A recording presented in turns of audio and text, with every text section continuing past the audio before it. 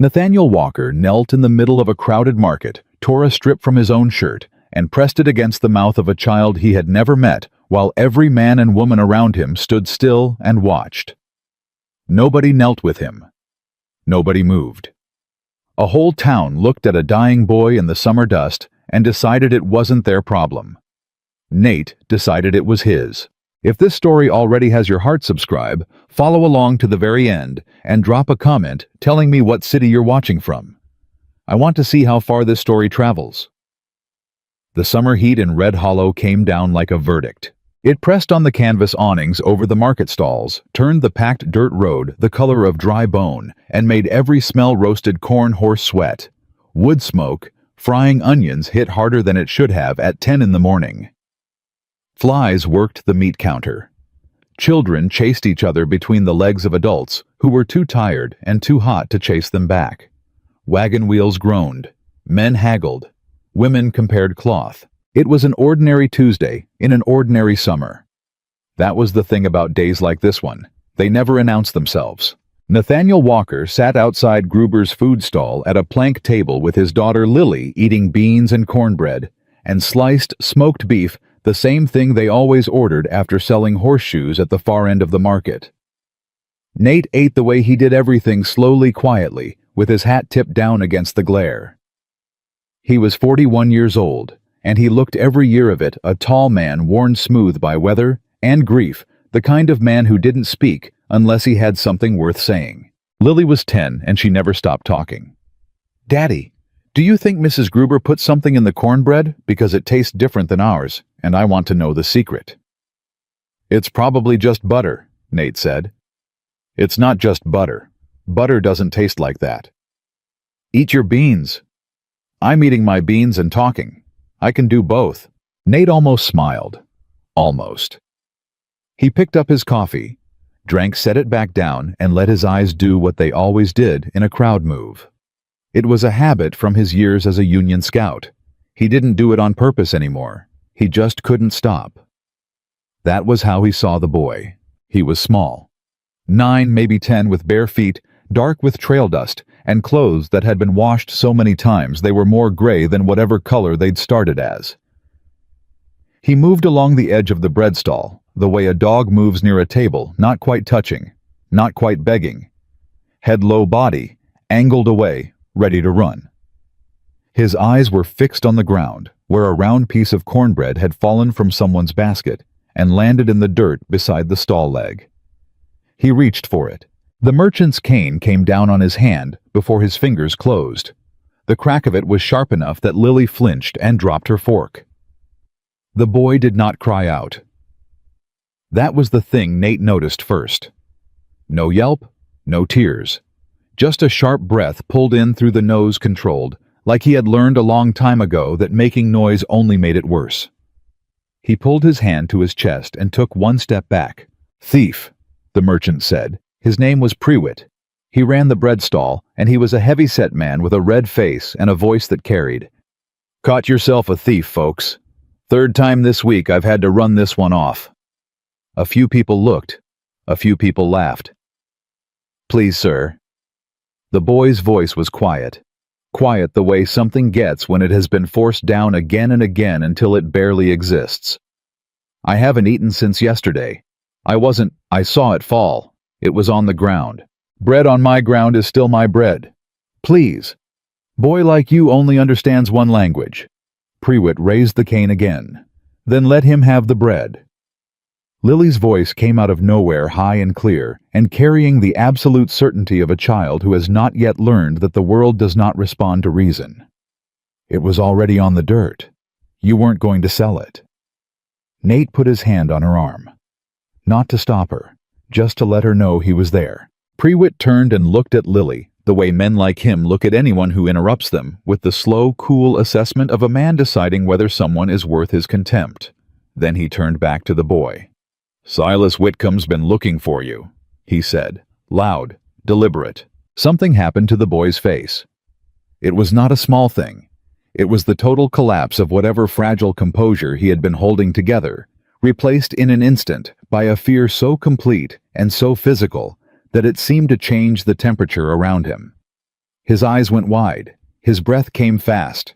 He ran. He made it 4 steps. His legs went out from under him like the strings had been cut, and he hit the dirt hard right beside Nate's table and did not get up. Lily screamed, "Daddy, he's not breathing!" Nate was already moving. He was on his knees in the market dirt before anyone else took a single step.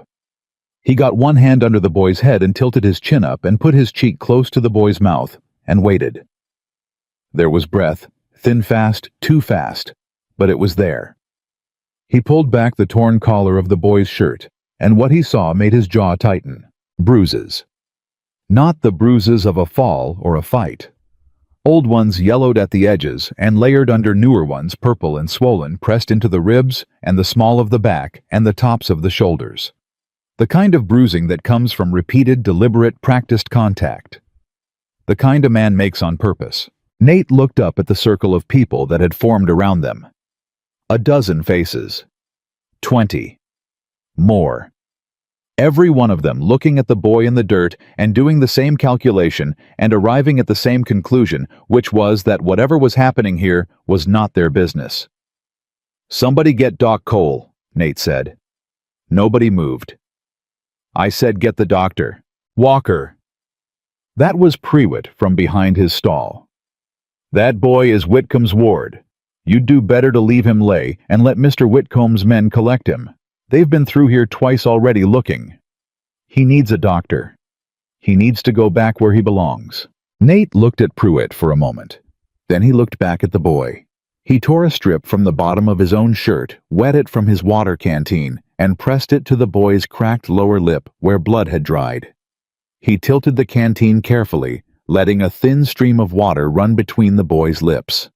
The boy's eyes opened. They were brown, and they were exhausted in a way that eyes should not be on a face that young, and they moved around the circle of watching adults and arrived at Nate's face and stayed there, trying to read him, trying to decide whether this was a trick. "You're all right," Nate said quietly. "Lie still." The boy's mouth moved. Barely sound. Nate leaned down.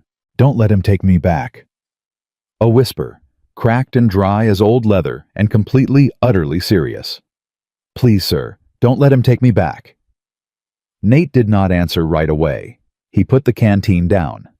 He looked at the boy's face and at the bruises on his chest and at the feet that were raw and split from walking without shoes, and he made the kind of decision that a man does not make in his mind so much as in his chest. A settling, a locking and a quiet drop of the hammer. He stood up. He picked the boy up off the ground, both arms the way you carry someone who weighs less than they should, and he turned to face the market. "Somebody get Doc Cole," he said again. "Now." This time someone went. Deputy Hale Briggs had been standing at the edge of the crowd since before the boy collapsed. He was 26 and new to his badge, and he wore it like a man who was still deciding whether it made him important or just nervous. He stepped forward now, thumbs in his belt, doing his best impression of a man in charge. "Walker, you need to put that boy down. No. He's not yours to carry. He's not anybody's to leave in the dirt either. Mr. Whitcomb has legal papers, guardianship papers signed and witnessed. That boy is under his care." Under his care. Nate's voice didn't rise. It didn't have to. "You see those marks on him, Deputy?" Briggs looked. He did see them. His jaw moved.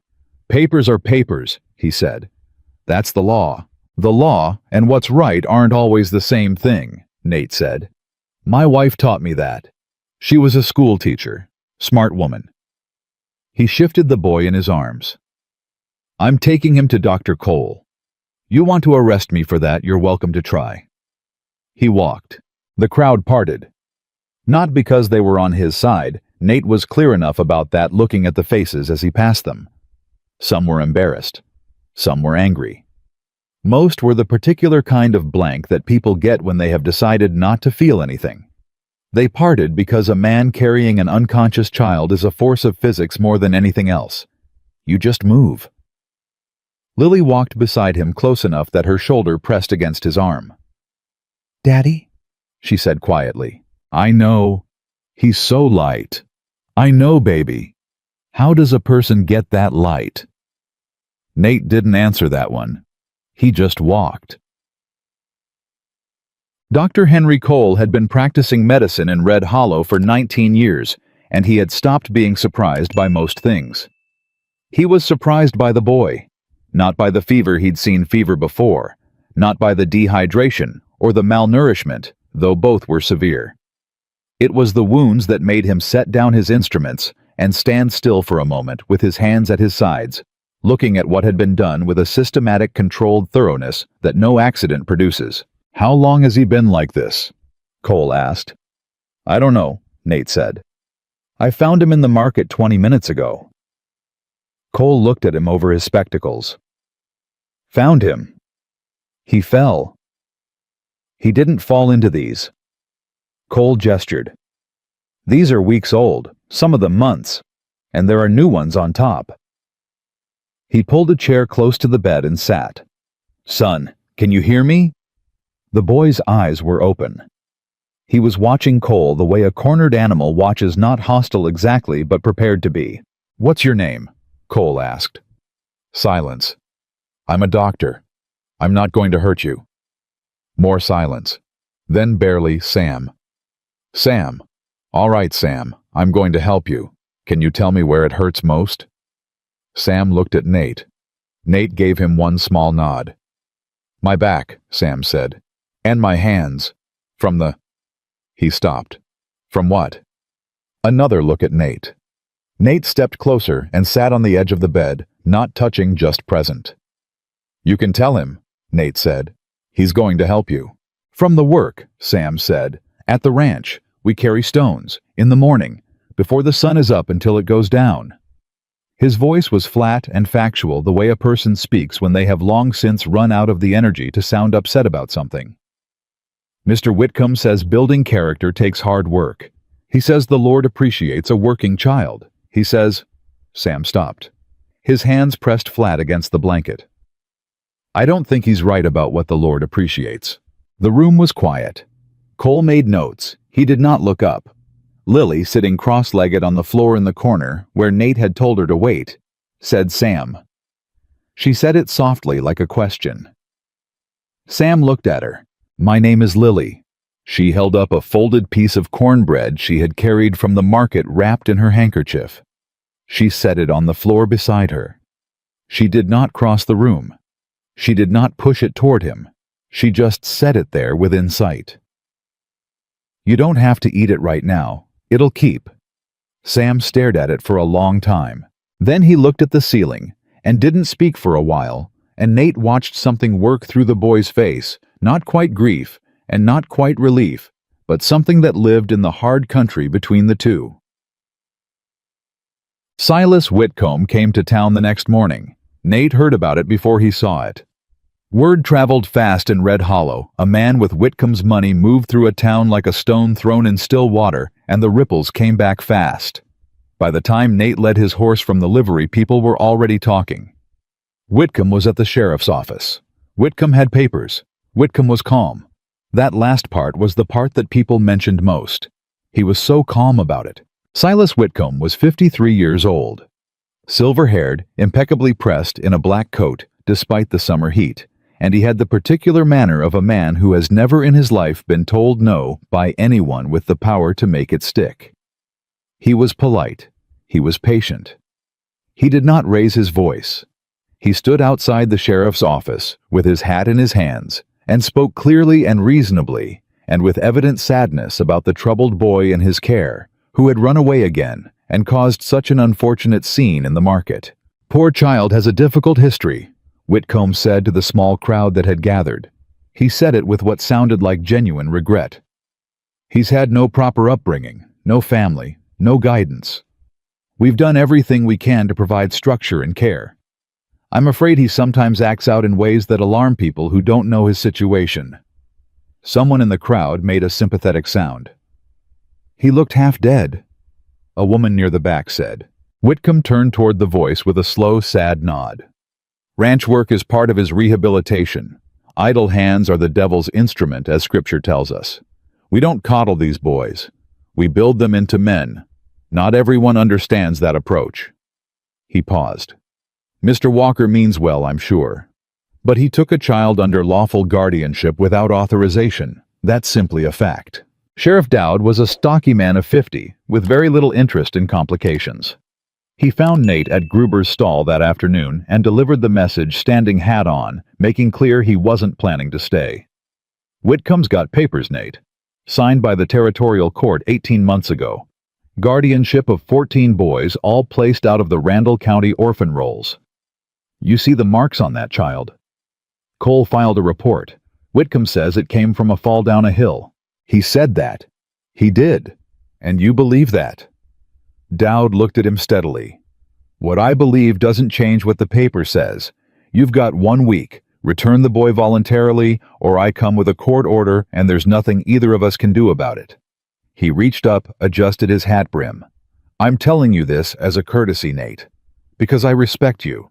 Don't make me come out there with Whitcomb's men." He walked away. Nate stood in the heat and watched him go. A horseshoe hung from a nail behind him, freshly made, still dark. He'd hammered it out that morning, before sunup, the way he always worked alone early, before the world had a chance to ask anything of him. Lily came up beside him and slipped her hand into his. "They're going to try to take him back," she said. "They're going to try." "Are you going to let them?" Nate looked down at his daughter. She had her mother's eyes, that direct patient. Tell me the truth quality that had unraveled him more times than any man or any fight ever had. "No," he said. "Good." She squeezed his hand once and let go. "Because I already told Sam he could have the extra blanket." They brought Sam to the ranch that evening in the wagon. Cole's orders: rest, food, water, no exertion. Sam sat in the wagon bed, with his back against the sideboards, and watched the town disappear behind them with the expression of a person who has been promised safety before. The ranch house was small and plain. 2 bedrooms, a kitchen, a porch that needed new boards on the south end. Nate had been meaning to fix that for 3 years. He showed Sam to the room he would use Lily's room while Lily took the cot in the kitchen, and Sam stood in the doorway and looked at the bed. "Is this mine?" he said. "For now," Nate said. Sam walked in slowly. He pressed one hand flat on the mattress. He looked at the window. He looked at the door. He looked at Nate. "Does it lock?" he said. "The door. From the inside." Nate pulled the latch pin from his shirt pocket. He'd taken it off the barn door that afternoon. He held it out. Sam took it and turned it over in his palm, twice, before he understood what it was, and then he crossed to the door and fit it into the latch and tested it, and some of the set went out of his shoulders. "You don't have to use it," Nate said. "Just wanted you to know you could." Sam nodded, not looking at him. That night, Lily left half a biscuit outside Sam's door on a folded cloth. In the morning it was gone, and under the edge of his mattress, Nate found, when he changed the linens, a week later, 3 dried biscuits Sam had hidden in case the food stopped. He said nothing about it. He just made sure the biscuit tin stayed full. The week moved fast. Nate's customers began to thin. A man who had been ordering horseshoes monthly for 2 years found another smith in the next county. The church sent no greeting, no offer of help, no visiting. Prewitt stopped waving from across the market. Small signals. The way a town turns, not all at once, not dramatically, but degree by degree, the way water finds its level. On the 5th day, Martha Bell came to the ranch. Martha ran the laundry at the east end of Red Hollow. She was 60 small, with hands that were always red from work, and eyes that had been watching this town for 30 years without missing much. She tied her horse at the post and didn't wait for an invitation, and came straight to the porch where Nate was mending tack. "I heard you're keeping the Reed boy," she said. "His name is Sam." "I know his name." She sat down without being asked. "You know he's not the first one to run." Nate set down the leather. "Tell me."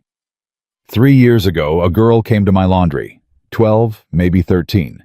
Said she'd walked 7 miles from Whitcomb Ranch in the dark. Hands like yours would get after a month of hard labor. Martha looked at her own hands.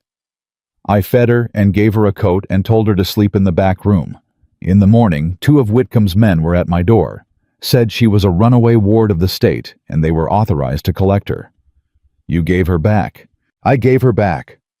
The words came out flat and hard and final. And I have thought about that girl every single day since. I don't know her name now. I asked around. Nobody knows. The air between them sat heavy. There was a boy, too, Martha said. Elias. He came to me bleeding from his ear. I got him to Cole's before Whitcomb's men caught up. Cole patched him. Whitcomb showed papers. Cole couldn't hold him. She stopped. There's a grave on the north side of Whitcomb's property line. No marker. I know because a man who works the adjacent land told me. He didn't ask questions because he needed the work. Nate was very still. This has been going on a long time, he said. Long enough that it's become normal, Martha said. And normal is the most dangerous thing a cruelty can become. She stood up, smoothed her apron. I don't know what you're planning to do, Nate Walker, but whatever it is, you're not doing it alone. I want you to know that. She went down the porch steps and untied her horse and turned back once. That boy in there, he should know that somebody chose him. Not because the law required it, because he was worth choosing. She rode back toward town. Nate sat with that for a long time. Then he went inside. Sam was at the kitchen table watching Lily try to teach him to write his own name. Sam held the pencil like a tool he wasn't sure how to use, pressing too hard, the letters coming out dark and crooked. Like this, Lily said, guiding his hand. C-S-A-M. Sam looked at the letters. That's me, he said, like he was still deciding whether to believe it. That's you, Lily said. Now write it again. Nate stood in the doorway and watched his daughter teach a starving boy that his name was worth writing down. The week ended at sundown. The next morning Whitcomb would come. And Nathaniel Walker, tired, stubborn, a widower with a 10-year-old daughter and a barn that needed painting, and a conscience that had never once done him the favor of staying quiet, had made his decision. He went to the shed. He sharpened his tools. He wrote a letter and folded it and put it in his coat pocket for Martha Bell.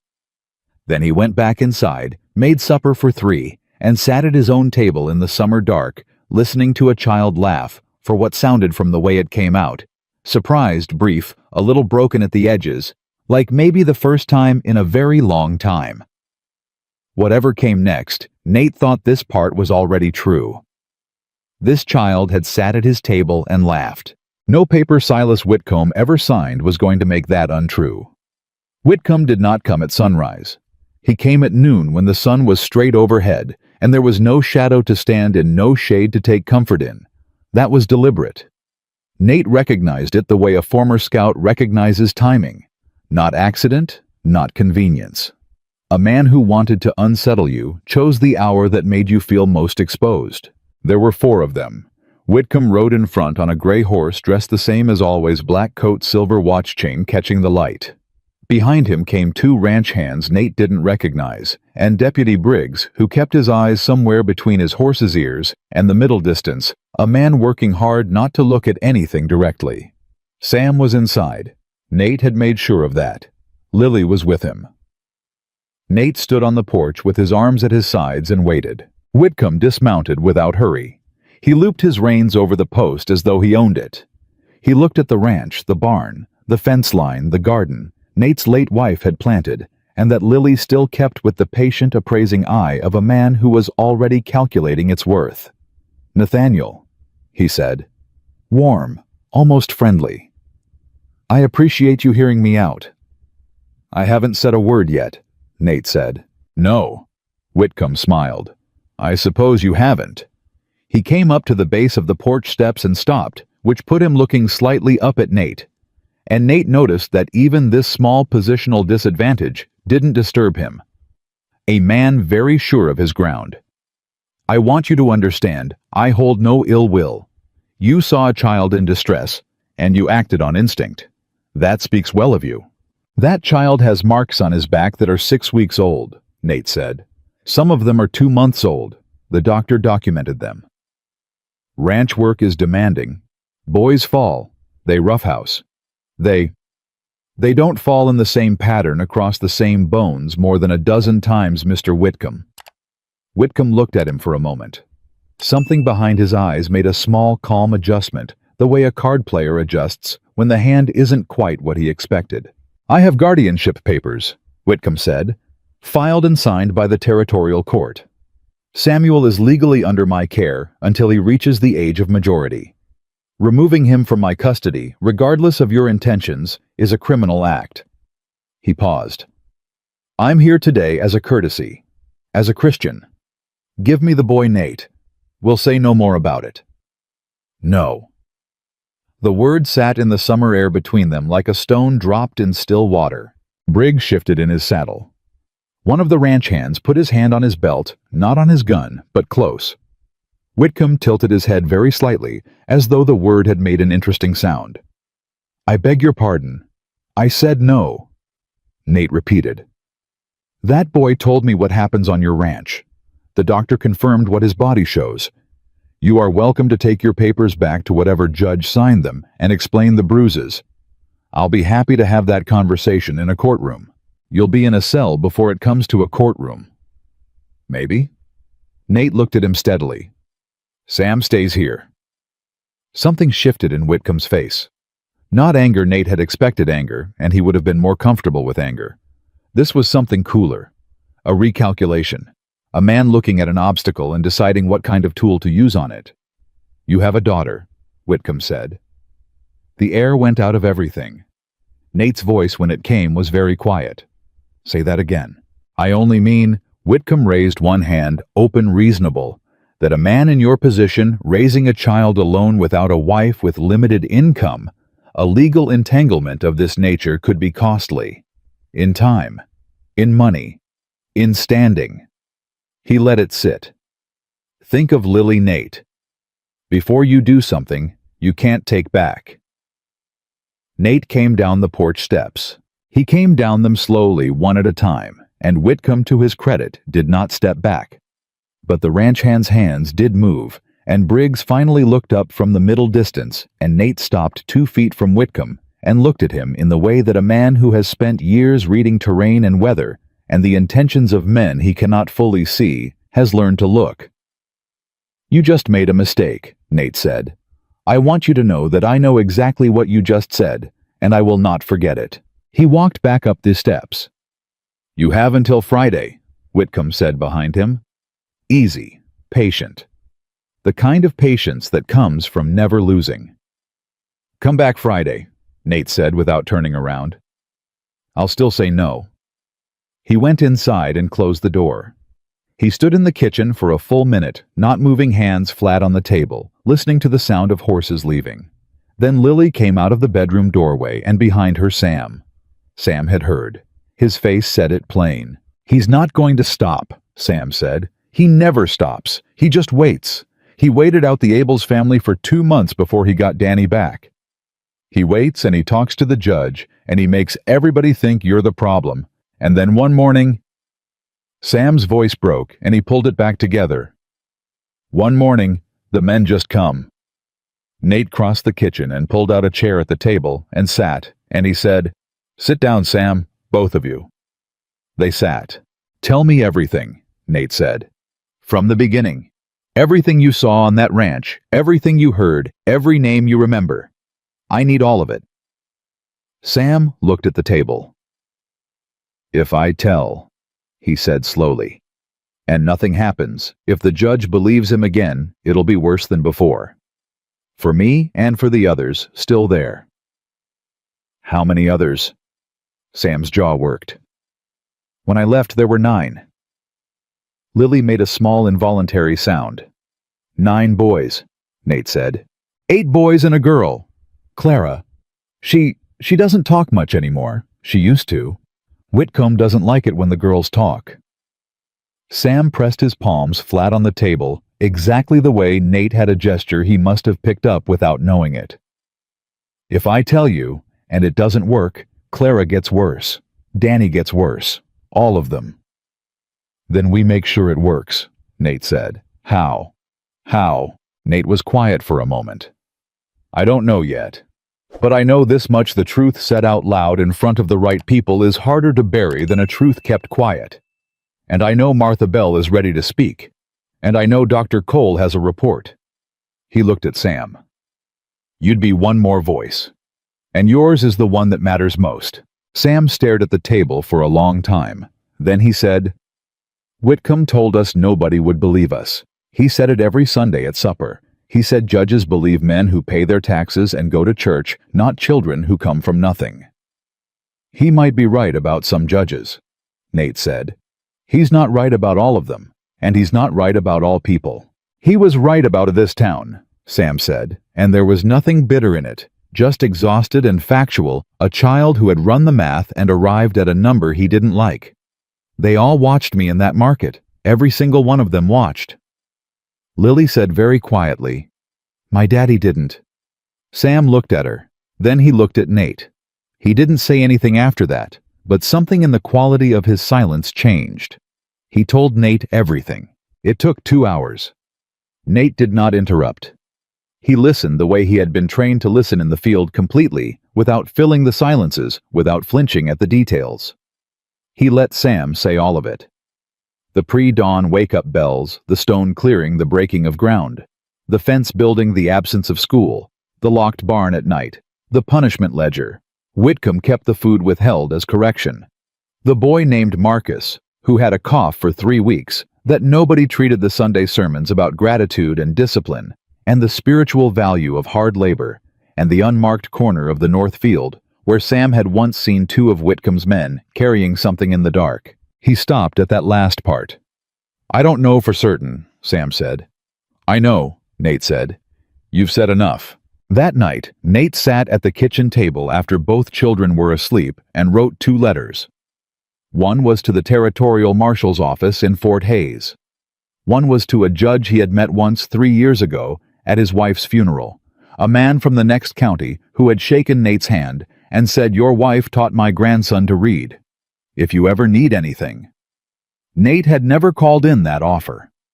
He folded both letters, sealed them, and left them by the door. He sat in the dark for a long time after that, thinking about a woman he still missed every single day, and wondering what she would have done in his position. He knew the answer. He had always known the answer. Sarah would have done exactly this, and she would have done it without a moment's hesitation, and she would have expected him to do the same. He went to bed. In the morning, Sam was already up, sitting at the kitchen table in the dark before sunrise. He had a cup of water, and he was watching the window. You don't have to be up yet, Nate said. I know. Sam looked at him. At the ranch, we were up an hour before light. I keep waking up. He turned the cup in his hands. Is it true that you were a soldier? Scout, Union Army, Union. Did you ever... Sam stopped. Started again. Did you ever have to do something that scared you because it was the right thing? Nate sat across from him. Most things worth doing scared me. Were you scared when you picked me up in the market? No, Nate said. That part was easy. It was the easiest thing I'd done in a long time. Sam absorbed that. Why? Because you needed help and I could give it. Easy is when what you should do and what you want to do are the same thing. He poured himself coffee. The hard part comes later, when other people decide they don't like your choice. Sam nodded slowly, like a person filing a piece of information away in a place where it would be safe. Mr. Walker, he said, what happens if the marshal doesn't come? Then we find another way. And if there isn't one, there's always one. Sometimes it's harder to find than others. Nate drank his coffee. But I'm not a man who gives up easy, Sam. You should know that about me. Sam looked at him steadily. I figured, he said. The way you came down those steps at Whitcomb yesterday. I watched from the window. He paused. I've never seen anybody talk to him like that. Like he wasn't... Sam searched for the word. Like he wasn't untouchable. No man is untouchable, Nate said. Some of them just spend a lot of money making sure you think they are. Something shifted in Sam's face, not a smile exactly, but the precursor to one, a loosening at the corners of his mouth. Lily came out of the kitchen at that moment, still in her nightgown hair, half braided from the night before, dragging one boot and looking for the other. "Where's my—" She spotted it under the table. "Oh, never mind." She sat down and pulled it on. "Are we going to the market today?" "No," Nate said. "Are we going anywhere?" "Cole's. Then Martha Bell's." Lily looked up. "Is this about the plan?" "What plan?" Sam said. "Daddy's plan," Lily said simply, as though this was self-evident. "He always has a plan. He just doesn't tell you what it is until he's sure it'll work. Mom said he was the same way about proposing. Thought about it for 6 months and then did it in about 4 seconds. Sam blinked. He looked at Nate. "She's not wrong," Nate said. For the first time, Sam almost laughed. It was brief and surprised, and he pulled it back quickly, like he wasn't sure he was allowed, but it was there, and Lily grinned at it, like she'd caught something rare, and was going to be very careful not to startle it. They rode to town. The change in the air was immediate, not dramatic. Nobody said anything. Nobody made a gesture. It was the texture of it. The way Mrs. Hollis at the dry goods store turned to straighten her shelf when she saw them coming. The way 2 men talking outside the feed store found sudden reasons to walk the other direction. The way Gruber didn't wave from his stall. Sam noticed all of it. Nate saw him notice. "You get used to it," Nate said. "Does it stop?" Sam asked. "Sometimes it does," Nate said. "And sometimes the people who turned away come back around when they realize they were wrong, and sometimes they don't." He guided the horse around a slow wagon. "But you don't live your life waiting for other people to decide you're worth decency. You already are." Cole's office was quiet. Cole read Nate's notes, listened to Sam with a recorder's concentration, and added 3 pages to his existing report. He looked at Sam over his spectacles when he finished. "You understand that what you've told me may require you to repeat it in court," Cole said. "Yes, sir," Sam said. "It won't be comfortable. Whitcomb's lawyer will try to make you seem unreliable." "Yes, sir?" "You're prepared for that." Sam was quiet. Then, "Mr. Whitcomb told us our whole lives that we were nobody, that our word meant nothing, that we existed on his charity and should be grateful." He met Cole's eyes. "I figure if he spent that much time saying it, it's because he was afraid it wasn't true." Cole looked at him for a moment. Then he looked at Nate. "Where did this child come from?" Cole said. "Red Hollow Market," Nate said. "Dirt floor, face down." Cole shook his head and added another line to his report. Martha Bell was waiting for them at her laundry. She had tea ready, which in Martha's case meant she had been expecting them, which meant the town's communication network had already told her they were coming. She pulled Nate aside while Lily showed Sam the big industrial washing tubs that he stared at with the frank curiosity of someone who had never seen anything purely mechanical before. "Silas sent a man by my shop this morning," Martha said low. Nate stilled. "What did he want?" "To remind me that I have a business license that comes up for renewal in October." She held his gaze. "And that the town council has discretion in those matters." "He threatened you." "He informed me." Martha smoothed her apron. "Silas Whitcomb has never once in 30 years of living in this county done anything that could be called a threat. He informs, he reminds, he regrets. He's very sad about the way things have to be." Her mouth thinned. "He's a coward with power, which is the most dangerous kind." "Martha, I'm not backing down," she said before he could finish the sentence. "I want you clear on that. I am 60 years old, and I have been staying quiet about wrong things since before that boy in there was born, and I am very, very tired of it." She looked across the laundry at Sam, who was now asking Lily something about the soap, and listening to her answer with focused intensity. "He's sharp, isn't he?" "Very," Nate said. "He's going to need to be." She turned back to Nate. "There's something else. I've been asking quiet questions since you took him in. There's a ranch hand. Young man, maybe 22, used to work for Whitcomb. He quit 6 months ago. Wouldn't say why. He's working Caldwell's fence line now. She reached into her apron pocket and pressed a folded piece of paper into Nate's hand. His name is Eli Turner. I think he knows things. Nate looked at the name. He might not talk, Martha said. People who quit without reason usually have one, Nate said. He found Eli Turner 2 days later. The young man was stringing fence wire at the east edge of Caldwell's pasture when Nate rode up, and he stopped working the moment he saw who it was, which told Nate something. A person who stops working when a stranger approaches has been expecting a stranger. A person who knows a conversation is coming. Eli Turner was lean and sun-darkened, with hands that worked constantly, even when the rest of him went still twisting the wire around the post, untwisting it, twisting again. A nervous habit. He had a young face that was trying to look older than it was, the particular expression of a man carrying something he'd decided to carry alone. "Mr. Walker," he said. "You know me," Nate said. "Everybody knows you now." Not unfriendly, just fact. "You took the Reed boy from the market." "I did." Nate dismounted. He didn't approach the fence. He stood a distance back, hat in hand, deliberately making himself smaller. "I'm not here to cause you trouble, Mr. Turner. I'm here because I think you know things that could help Sam Reed and 8 other children who are still on Whitcomb's property." Eli's hands stopped moving. "I quit that job," Eli said. "I know. I got nothing to say about why." "You don't have to say anything," Nate said. "I can ride back to Red Hollow, and you can keep stringing fence, and we'll all move on." He put his hat back on. "And 9 children will spend another year being worked half to death on a ranch that calls it Christian charity.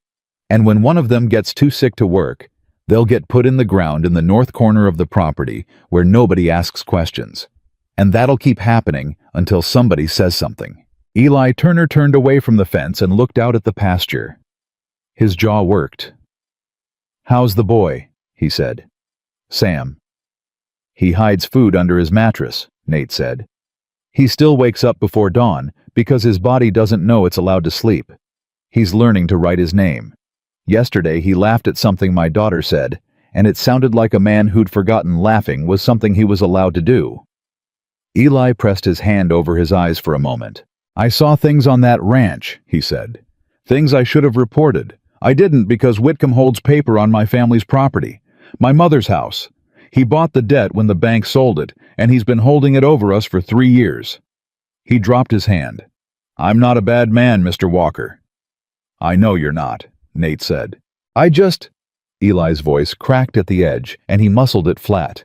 "I stayed quiet when I should have spoken. And every day I stayed quiet, it got harder to go back and say something because I'd been quiet so long." "You can say something now." Eli looked at him. "Now," he said. "When Whitcomb's got the sheriff and the papers and the whole county believing he's a saint. Now," Nate said. "When we've got a doctor's report, a witness who survived a woman who's been keeping count for 30 years, and a letter on its way to the territorial marshal." He met the young man's eyes. "Guilt by itself doesn't fix anything, Mr. Turner. But guilt that becomes action, that's something else entirely." Eli Turner stood very still for a long time. The wire sang in the hot wind. Somewhere behind them, cattle moved slow and heavy across the grass. "There's a locked iron box in Whitcomb's study," Eli said finally, low, fast, like a man who had to say it before he could stop himself. "He keeps papers in it. The real ones. Not the ones he filed with the court, the ones underneath. Work tallies. Correspondence with orphan commissioners in 2 other counties. Agreements." His mouth twisted. "He gets paid per child, per ward placed. The state pays him to house them. And then he works them. He collects twice." Nate let out a slow breath. "That box," he said. "Do you know where he keeps the key?" "Watch pocket. Always." Eli turned back to the fence and picked up his wire cutters. "I'll talk to your marshal when he comes. But I want it known, I want it in whatever record gets made, that my mother's debt was not freely held." He bought it specifically to hold over people. That's part of what he does. It'll be known, Nate said. He rode back to the ranch in the late afternoon with the weight of the thing settling across his shoulders like a yoke, heavy, real, necessary. He knew now what they were facing. Not just a corrupt man with papers, but a system. Whitcomb had built something with architecture orphan rolls, court guardianship, state payments, leveraged debt, community standing church membership. He had built every wall in advance. He had thought of every exit. Almost every exit. He hadn't thought about the boy who didn't cry when the cane came down on his hand. He hadn't thought about what it looks like when someone who has been told their whole life that their word means nothing decides to speak anyway. 2 mornings later, Nate woke at 4 a.m. to the sound of something moving on the porch. He was out of bed with his boots on before he was fully awake, the old scout reflex, and he had the door open before whoever it was could knock. He stood in the doorway and looked at the figure on the porch steps. Sam. He was sitting on the top step in the dark, barefoot, arms around his knees, staring out at the summer night. "Can't sleep," Nate said. "I was thinking." Sam's voice was steady but thin. "If Whitcomb comes Friday and you don't give me back, they'll arrest you, won't they?" Nate sat down on the step beside him. The night was warm and very quiet, just crickets and the occasional shift of horses in the paddock. "They might try," he said. "And Lily. Lily will be fine. Martha Bell has already said she'll take her if needed. It won't come to that." Sam turned his head and looked at him. "You don't know that." "No," Nate admitted. "I don't know that." "Then why?" Sam stopped. He tried again. "Why did you keep me? You could have let them take me in the market. You could have walked away. You had nothing to do with me." Nate looked out at the dark. "My wife used to say that the test of a person's character isn't what they do when it's easy," he said. "It's what they do when they have every reasonable excuse to do nothing." He rested his forearms on his knees. "I had plenty of reasonable excuses. The papers were legal. The deputy told me to step back. The whole market was watching and nobody else moved." He paused. "But Lily saw you. And once a child is seen by someone who loves you, you can't pretend you didn't see them too." Sam was quiet for a long moment. "My mother died when I was 4, he said. "I don't really remember her. I remember a color like a blue dress, but I don't know if that's real or something I made up." He pulled his knees tighter. "I've been thinking about what it would be like if she could see me right now, sitting on this porch, with you." His voice went careful and controlled the way it got when he was managing something difficult. "I think she'd be glad." Nate put one hand briefly on the boy's shoulder. Careful. Not grabbing. Just a point of contact, quick and solid, the kind that says, "I'm here," without making demands. "I think she would too," he said. They sat in the dark for a while, the man and the boy not saying much, listening to the summer night do its work around them. Then Friday came. It came the way bad things often do, with bright sunlight and ordinary sounds. Birds working the fence posts, the distant knock of a woodpecker, Lily singing to herself in the kitchen while she cooked eggs. It came looking completely like any other morning, which was almost funny. In a dark way, Nate thought, except it wasn't funny at all. He heard the horses at 9:30. Not 4 this time, more. He counted the hoofbeats from the kitchen window before he walked to the door. 6 horses, maybe 7. Whitcomb was done being courteous. Sam appeared in the hallway behind him. "Go with Lily," Nate said. "I want to—" "Sam." Nate turned and looked at him. "I need to know you're both inside and out of sight. That is the most useful thing you can do for me right now. Can you do that?" Sam looked at the door. He looked at Nate. He gave one short, tight nod. He went back down the hallway and Nate heard the latch drop on the bedroom door. He opened the front door and walked out onto the porch. Whitcomb was there. Sheriff Dowd was there. Briggs. 4 ranch hands Nate didn't recognize, all armed. And a man in a coat and collar who Nate didn't know. Not a ranch hand, something else. Someone Whitcomb had brought deliberately. Nathaniel Walker, Dowd said, with the formal flatness of a man reading from a prepared text. I have a court order for the return of Samuel Reed to the lawful custody of Silas Whitcomb. I am instructing you to produce the child. No, Nate said. Nate, don't do this. That was Briggs, and his voice was strained in a way that said he didn't want to be here. The order's signed by Judge Creary. It's legal. It's binding. Judge Creary has never examined the boy, Nate said. He signed a paper presented to him by a man with money and a good reputation. That's not the same thing as justice. It's the law, Dowd said. It's the application of law in service of a man who uses children for labor and calls it charity, Nate said. He looked at the man in the collar. Who's this Reverend Aldgate? Whitcomb said. A character witness. He can speak to the nature of my operation. Can he speak to the unmarked grave on your north property line, Mr. Whitcomb? Nate kept his voice level. Or would that be an inconvenient subject for a reverend? The air went very still. Whitcomb's expression didn't change. That was what unsettled Nate most about him, the perfect practiced stillness. But something moved behind his eyes, fast and cold. That is a slanderous accusation, Whitcomb said, from a man who is currently in criminal contempt of a court order. Then arrest me, Nate said. And when the territorial marshal arrives next week with Eli Turner's testimony and Dr. Cole's documentation, you can explain the slander in front of someone with the authority to investigate it. Whitcomb went very still. Eli Turner, he said. Quiet, almost soft. He has a good memory, Nate said. For a young man, remembers all kinds of details, iron boxes, watch pockets, correspondence with orphan commissioners. For the first time since he'd ridden up Silas Whitcomb's composure, showed a crack.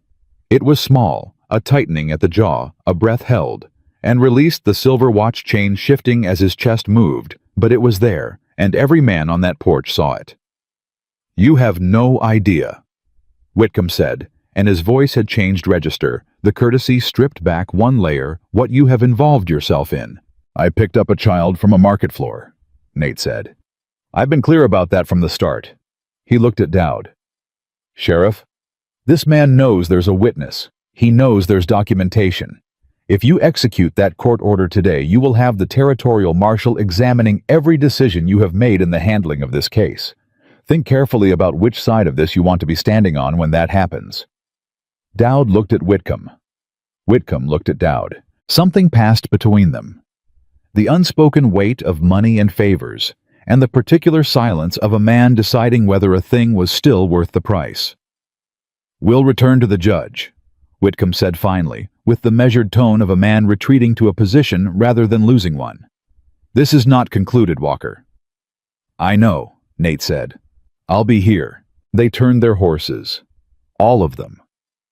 Briggs looked back once, and there was something in his face that Nate filed away. Not guilt exactly, but the precursor to it. A man becoming aware of a thing he had been working hard not to see. They were gone. Nate stood on the porch for a moment, then turned and went inside. Sam was standing in the hallway. He had not stayed in the bedroom. You heard? Nate said. I heard. Sam's face was a complicated thing. He mentioned Eli Turner's name, the way he said it. I know. Eli Turner is in danger now, Sam said. Whitcomb will go after him first, before the marshal comes, before any of it. He'll go after Eli. Nate looked at the boy, 9 years old, watching calculating understanding consequences that most adults would have missed, and thought that Silas Whitcomb had made a very large error the day he decided this child wasn't worth paying attention to. Go get your coat, Nate said. Where are we going? To warn Eli Turner. He was already at the door. And then we're going to do something your old ranch boss has never once had to do in his comfortable life. What's that? Sam said. Nate looked back at him. Wait, he said, and trust that the truth moves faster than money when it gets a running start. He walked out into the blazing summer afternoon, and after a moment Sam followed. Not because he was told to, not because he had no choice, but because for the first time in a life that had given him very few, of either he had decided to trust somebody. That decision would cost them both before it was over. But it was the first one Sam had ever made that felt in the making of it entirely like his own. Eli Turner was not at Caldwell's fence line when they got there. His tools were. Wire cutters laid flat in the grass, a half-empty water canteen, still beaded with sweat on the outside, a folded work glove pressed under the weight of a post hammer. Everything in the posture of a man who had set things down with the intention of picking them up again in 10 minutes. That was 2 hours ago, according to the position of the sun. Nate crouched down and picked up the canteen, still faintly warm. "Somebody came for him," Sam said. "Or he ran," Nate said. "Same thing." Nate stood. He looked at the fence line running east and then west at the flat summer grass at the tracks in the soft ground near the post. 2 sets of boots coming from the direction of the road, and 1 set of smaller prints moving fast toward the tree line. Eli had run, which meant someone had come first. "Back to the horse," Nate said. They rode hard to Caldwell's main house, where Mrs. Caldwell opened the door before Nate could knock, which meant she'd seen them coming and had been deciding whether to open it. "He's gone," she said. "2 of Whitcomb's men came an hour ago. I don't know what they said, but Eli went white as chalk and was off the property inside of 15 minutes. Do you know where?" She looked at Sam for a moment, then back at Nate. "His mother's place. It's 6 miles south past the creek crossing." She wiped her hands on her apron the way people do when they need something to do with their hands. "Mr. Walker, whatever's happening, please be careful. Silas Whitcomb has been good to this county for 20 years. People don't want to believe." "I know," Nate said. "They don't have to believe it. They just have to stay out of the way long enough for the truth to arrive." They found Eli Turner at his mother's house inside, with the curtains drawn in the middle of the afternoon. He opened the door at Nate's knock with a rifle in his hand and his eyes doing the rapid edge-to-edge check of a man who had convinced himself every sound outside was the one he'd been dreading. He saw Nate and let out a long, unsteady breath and lowered the gun. "They came to the fence line," Eli said before Nate could speak. "I know. We saw your tools." Eli stepped back to let them in. He looked at Sam with an expression that moved through several things: fast recognition, guilt, something approaching relief, and landed in a careful stillness. Sam looked back at him without warmth. "Eli," he said, the same way you say a word you've thought about saying for a long time and finally have the occasion. "Sam," Eli's voice was rough. "You look better than the last time He stopped. "Better than the last time you saw me and didn't say anything," Sam said. It was not cruel the way a child is cruel without thinking. It was deliberate, measured, the specific kind of honest that only comes from someone who has had a great deal of time to think about exactly what they want to say and has chosen this. Eli took it without flinching. That was the right move, and Nate noted it. "Yes," Eli said. "Better than that." The silence lasted exactly as long as it needed to. "I told Mr. Walker about the box," Eli said, "and about Turner's Hollow." His jaw worked. "That's what they call it, the men on the ranch, Turner's Hollow. There's at least 2 markers out there, maybe 3. They don't talk about it openly, but they know." Sam went very still. "Who?" he said. "A boy named Thomas, and—" Eli stopped. "A girl. I don't know her name. She was sick for a long time before—" He shook his head. "I should have gone to somebody. I know that." "Then go now," Nate said. "Ride to Fort Hays. Find the marshal's office. Tell them what you told me. Tell them about the box. Tell them about those markers. Take the letters I sent as evidence that the inquiry is already open." He pulled the folded copies from his coat. He'd been carrying duplicates since he wrote them. "You'll be a witness, not a suspect. That's the difference between going now and waiting until they come back with more than a verbal warning." Eli took the letters. He looked down at them in his hands. "My mother. I'll send Martha Bell to your mother today," Nate said. "She'll be here before dark." Eli looked at Sam one more time. "I'm sorry," he said, not asking for forgiveness, just saying it plainly as a fact, the way a person says something they know is insufficient, and says it anyway because silence would be worse. Sam looked at him for a long moment. "Go tell the truth," he said finally. "That's worth more than sorry." Eli left within the hour. Nate watched him ride out and felt the particular anxiety of a man who has sent a piece of his plan down a road he can no longer see. There was nothing to do about it now. Either Eli got to Fort Hays or he didn't. Either the marshal came or he didn't. The thing about setting something in motion was that eventually you had to let it move on its own. They rode home in the early evening, Sam quiet beside him on the wagon bench, Lily at the ranch waiting with supper, warm on the stove, the way she'd taken to doing every time they went anywhere cooking, while she waited, because cooking was something she could do. "He might not make it to the marshal," Sam said somewhere on the road. "He might not. And Whitcomb will go back to the judge. He will. And the next time they come, the sheriff won't turn around. Probably not." Nate kept his eyes on the road. "Sam, I need to ask you something, and I need you to be honest." "All right. If it comes to the worst, if the marshal doesn't arrive in time, and Dowd comes with a binding order, I won't fight a legal gun battle on my front porch with you and Lily in the house. I won't do it." He let that settle. "But I need to know, do you trust me enough to let me handle it my way, even if my way looks like I'm giving in?" Sam turned to look at him. "Are you going to give in?" "No," Nate said. "But I might look like I am. There's a difference." Sam thought about that for a long time. The wagon rolled. The summer crickets started up in the grass. "Yes," Sam said finally. "I trust you." Nate nodded once. "Good," he said. "Because here's what I know about Silas Whitcomb. He has never been told no by someone who didn't fold. He doesn't know what to do with a person who holds their ground and stays calm. The longer we hold, the more chances there are for the marshal to arrive. The longer we hold, the more cracks appear." He glanced at Sam.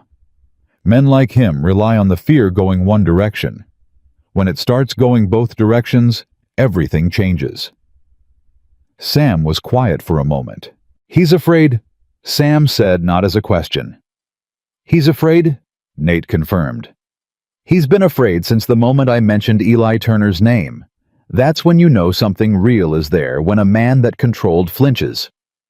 Sam turned that over in his mind like a stone with interesting weight. "He told us every Sunday," Sam said slowly, "that the Lord tests the weak to make them strong. He told us we should be grateful for hardship." His voice was careful and measured. "I think he told us that so we'd accept his hardness as a blessing. So we'd help him do it to ourselves." Nate looked at him sideways. "How old are you?" he said. "9, Sam said. "Nearly 10. Nate shook his head. "Your brain is older than that." "I've had a lot of time to think," Sam said. "There wasn't much else to do. Lily's supper was good. She had made salt pork and biscuits, and the first corn from the garden, and the three of them ate at the kitchen table, in the way they had fallen into over the past 2 weeks. Sam eating slowly and steadily now, instead of fast and watchful. Lily talking.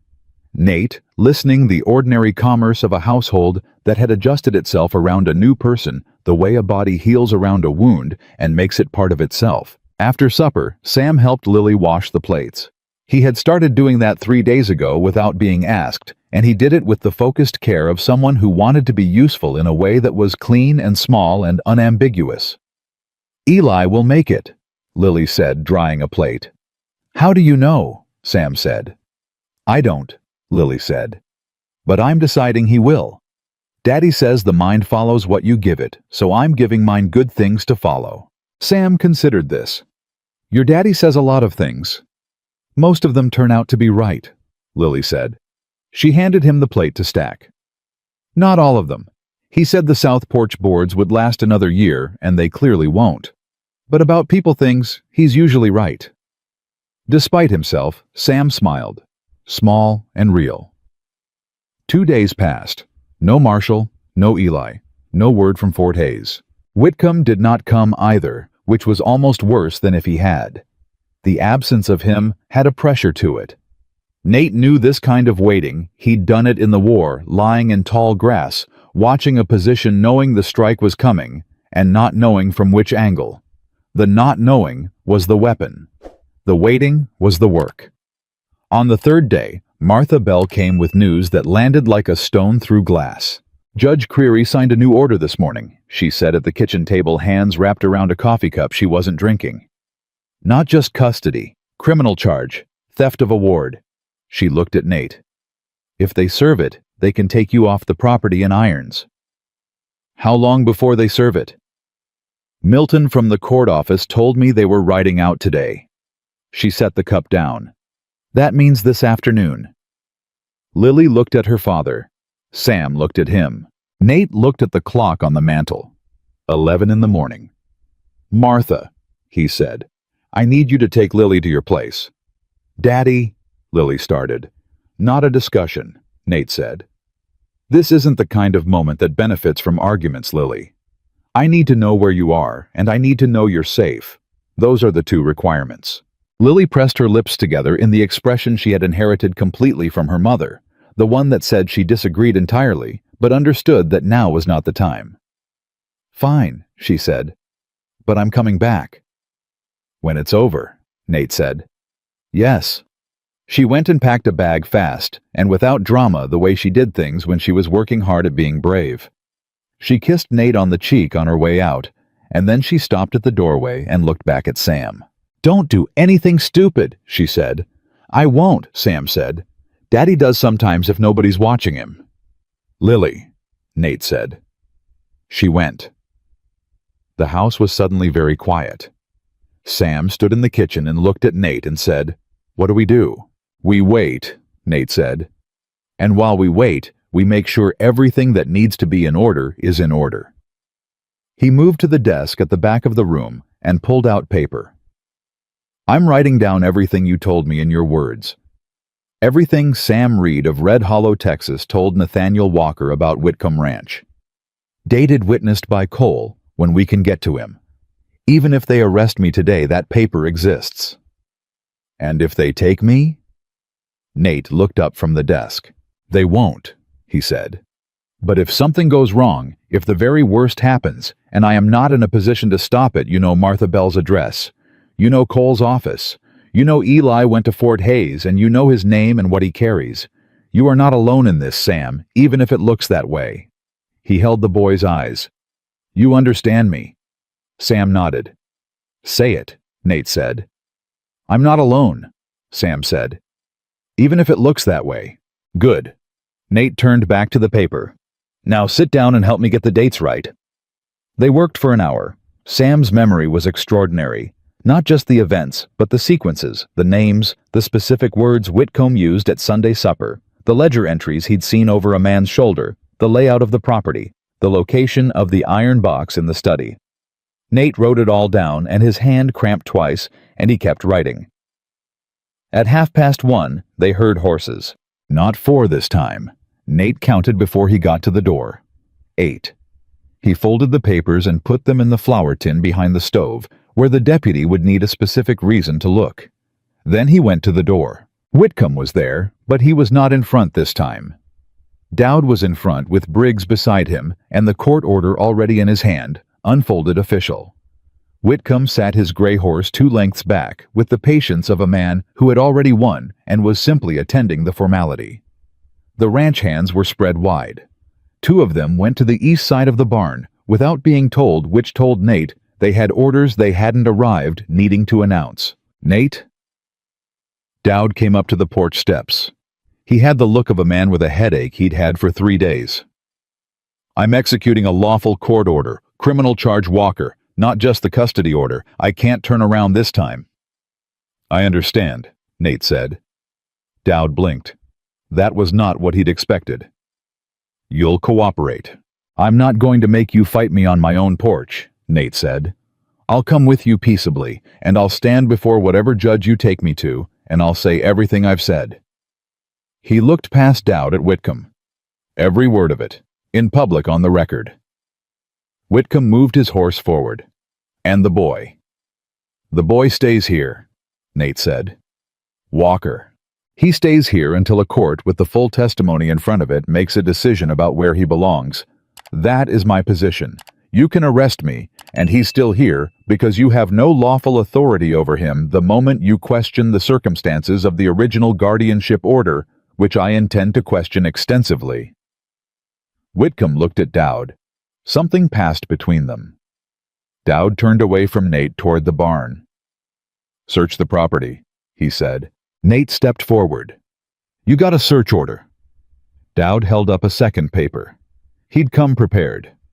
Nate stepped back. They went through the house room by room, 2 deputies methodical, while Nate stood in the kitchen with his arms crossed and watched them move through the space where his wife's curtains still hung, and his daughter's drawings were still tacked to the wall beside the window. Sam stood in the hall doorway, not moving his face, doing that thing it did when he was working hard to look like nothing was happening inside him. One of the deputies moved toward the bedroom. Sam did not step aside. Move, boy, the deputy said. Sam looked at him. Sam, Nate said quietly. Let him. Sam stepped aside, but he did not step far. He stood in the doorway and watched the deputy go through the room, and when the man pushed up the mattress and looked underneath, something crossed. Sam's face, fast, involuntary, that Nate recognized as the specific pain of a person watching someone put their hands on the place where they sleep without permission. The flour tin was not touched. They found nothing actionable because there was nothing actionable to find. Dowd came back to the kitchen. He looked at Nate, and he looked briefly, and with an expression that was hard to read, at Sam. I still have to take you in, Dowd said. I know, Nate said. He reached for his coat. He looked at Sam. You know what to do, he said. Sam's jaw was tight. Yes, sir. Martha Bell. Martha Bell. You are not alone, Nate said one final time. Sam held his gaze. Something in the boy's eyes was working hard, turning, calculating, deciding. Nate could see the exact moment it resolved. I know, Sam said. Mr. Walker, when it's over, Nate said, I'll be back. I promised Lily I'd fix the south porch boards. I keep my promises. Dowd led Nate down the porch steps with his hands unbound, which was a small courtesy that Nate noted and filed. Not all of Dowd was gone yet. As they reached the horses, Whitcomb moved his gray alongside and looked down at Nate with an expression of complete and total satisfaction that he did not bother to conceal. This could have been simpler, Whitcomb said.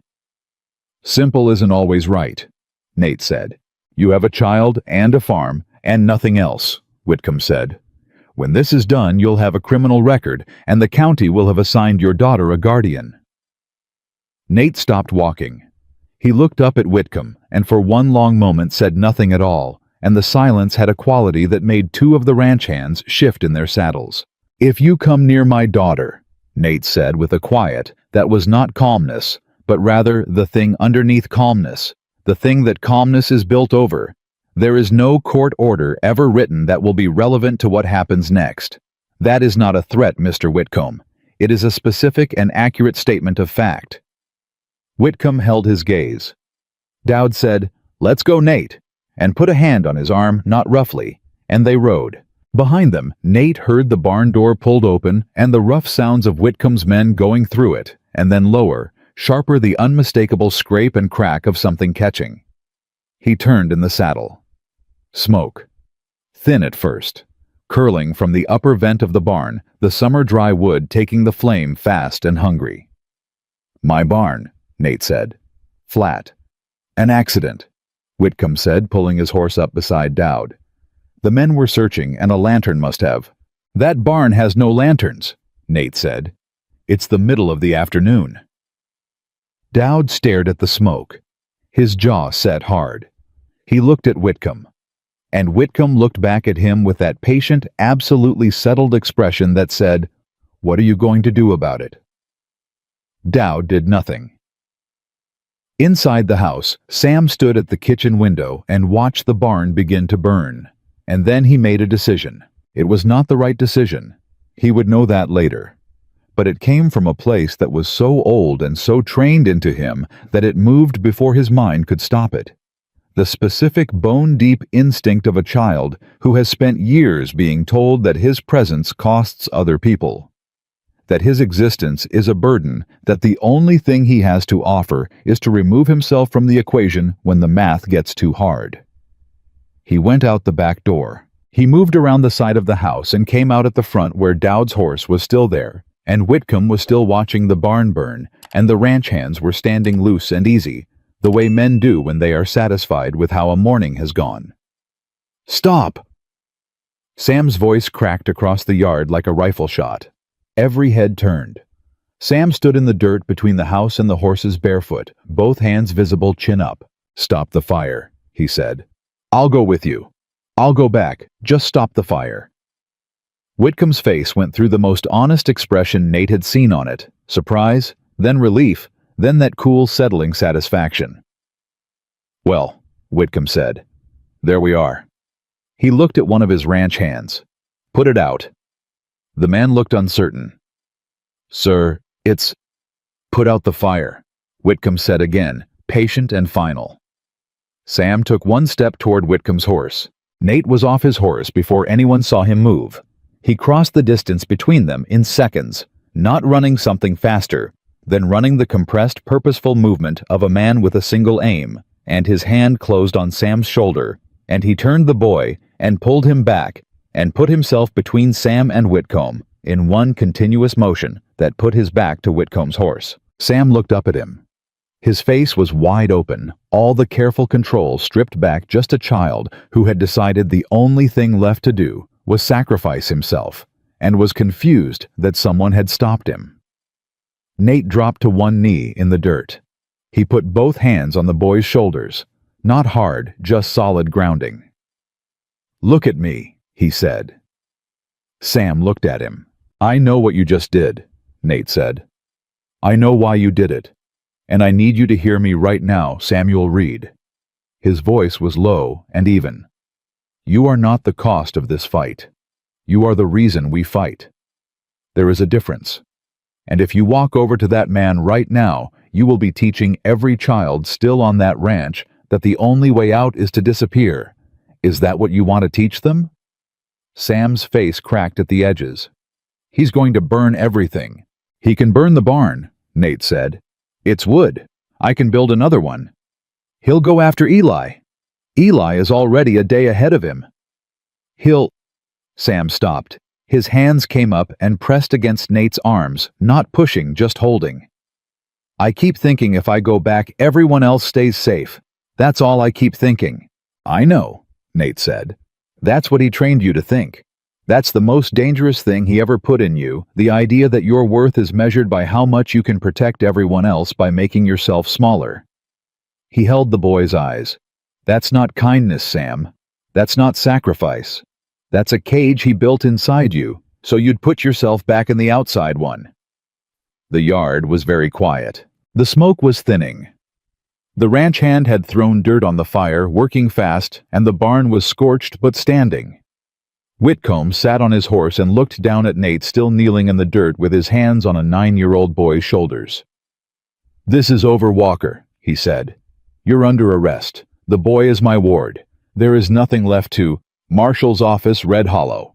Briggs's voice came from the road. Everyone turned. Briggs had not gone to look at the barn. Briggs had ridden 100 yards down the road, and he was sitting his horse at the property line, looking back with an expression that had finally made up its mind about something. He pointed. 3 riders coming hard from the north road, fast with purpose trailing dust. The territorial marshal's badge caught the sun when the lead rider was still 50 yards out. Behind him, riding hard, was Eli Turner, and beside Eli, smaller and upright and absolutely determined, was Martha Bell. Whitcomb did not move for a long moment. His hand tightened on his reins. The gray horse felt it and shifted. Then the marshal pulled up and dismounted in one practiced motion and looked at the assembled men and the smoking barn, and the man kneeling in the dirt with a child, and said, "I'm looking for Silas Whitcomb." "I'm Whitcomb." His voice had recovered everything smooth, certain projecting. "And I'm afraid you've arrived in the middle of a criminal matter. This man is under arrest for theft of a—" "This man filed a complaint with my office 4 days ago," the marshal said, "along with a Dr. Henry Cole and a Mrs. Martha Bell." He looked at Eli. "And I have a witness who rode 18 hours to get here." He looked back at Whitcomb. "Mr. Whitcomb, I'm placing you under temporary investigative hold pending examination of your guardianship operation and specific allegations regarding the treatment of wards and the existence of unmarked burial sites on your north property line." The word burial went through the assembled men like a current. One of the ranch hands looked at another. Dowd looked at Whitcomb. Whitcomb's composure held almost. Almost. "These are fabrications from a criminal and a child. You cannot. You can argue it in front of Judge Morrison in Fort Hays," the marshal said. "Morrison specifically because I understand Judge Creary has been receiving payments from county land accounts connected to your operation, and that is a separate investigation." He moved to Whitcomb's horse. "Come down, sir." Whitcomb looked at his ranch hands. They looked back at him, and then one by one, with the particular speed of men who have decided that what they are carrying is too heavy and there is finally a place to set it down, they looked away. Whitcomb came down from his horse. Nate stood up from the dirt. Sam was still holding his arm. Nate looked down, and Sam looked up, and for a moment neither of them said anything, because there was nothing that language was quite equipped to carry the specific weight of a thing, survive the particular relief that is also exhaustion, the feeling of a morning that had gone to the edge of the worst thing and pulled back. "It worked," Sam said. "It worked," Nate said. "You said the truth moves faster than money if it gets a running start." "I said that." Sam looked at where Whitcomb was being led toward the marshal's horse at Eli Turner, dismounting with his face white and his hands shaking, and something terribly relieved in his eyes at Martha Bell climbing down from her saddle with the practiced calm of a woman who has spent 60 years not letting the world see how hard she has been working. "Is it over?" Sam said. Nate watched the marshal put his hand on Whitcomb's arm. "The arrest part is," he said. "The next part is harder." Sam turned to look at him. "Testimony," Nate said. "A courtroom. Whitcomb's lawyer will come at you with everything he has. He'll try to make you seem small. He'll use every word that man ever said to you about what you are, and who believes you, and whether your word counts for anything." He looked at Sam steadily. "And you are going to stand in front of that court and tell the truth anyway." Sam was quiet for a long moment. "All of it," he said. "All of it," Nate said. "Even the parts that—" Sam's voice dropped. "Even the parts that are hard to say out loud." "Especially those," Nate said. "The hard parts are the ones that change things." Sam looked down at his bare feet in the summer dust. He looked at the scorched side of the barn. He looked at the place where Whitcomb's horse now stood, riderless, the reins hanging loose, the animal calmly pulling at grass with the complete indifference of a creature that has never understood human cruelty and is the better for it. Then he looked back at Nate. "I'll need you there," Sam said. "I'll be there," Nate said. "And Lily."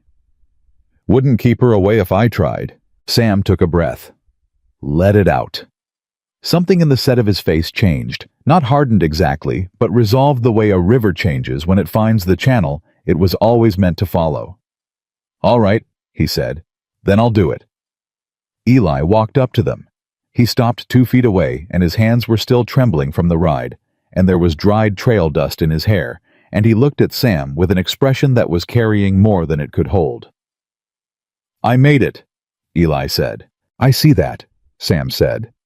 "I'm sorry," Eli said again, because some things need saying more than once. Sam looked at him for a long moment. The same look he'd given him at the fence line, measuring honest, not unkind. "You kept your word when it counted," Sam said finally. "That's something." It was not forgiveness, not yet, but it was the first stone placed toward it. Martha Bell appeared beside Nate and did not say anything at all. Just put her hand briefly on his arm and looked out at where the marshal's men were working, and then she said quietly, "I've been waiting 30 years for a morning like this one." "How does it feel?" Nate said. She thought about that. "Like a door that's been stuck a long time finally opening," she said. "Loud and hard, and then just open." Behind them from inside the house, one of the deputies appeared in the doorway with the flour tin in his hands and a confused expression because someone had apparently put folded papers in it instead of flour. And Nate allowed himself briefly one small private satisfaction at the look on the man's face. Sam saw it and understood immediately, and that almost smile appeared again, a little more real this time, a little less held back, and Nate thought that of all the things that had happened in this yard today, that was the one he would remember longest. The boy almost smiling. In the dirt, in the summer heat, with the barn still smoking, and the dust still settling, and the whole enormous difficult machinery of justice only just beginning to move the boy almost smiling. Because the worst was over, and the hard part was next, and he intended to walk into it anyway. The trial did not happen fast. That was the first lesson how slowly justice moved when money was arguing against it. Whitcomb's lawyer arrived from Kansas City inside of 4 days, a tall man named Prescott, with a voice like oiled wood and a way of looking at witnesses that was designed to make them feel like they had already said something wrong before they'd opened their mouths. He filed 3 motions before the first week was out. Continuance dismissal and a counterclaim that Nate Walker had acted in criminal conspiracy to slander a respected landowner and Christian benefactor. The counterclaim was dismissed in 2 days. The continuance lasted 3 weeks. 3 weeks during which Sam Reed slept in Nate's house, learned to write full sentences, began reading from the McGuffey's Reader that Lily had stopped needing 2 years ago, and woke up every morning before dawn the way he always did. Except now, when he came to the kitchen table in the dark, Nate was usually already there, and they had taken to sitting together in the early quiet with coffee and water, and no particular need to fill the silence with anything. Sam asked questions in the dark that he would not ask in daylight, about the war, about Nate's wife, about what it felt like to be afraid of something and do it anyway. Nate answered honestly, which was the only way he knew how. "Were you afraid when Sarah died?" Sam asked one morning about 2 weeks in. Nate was quiet for a moment. "No," he said. "I was angry.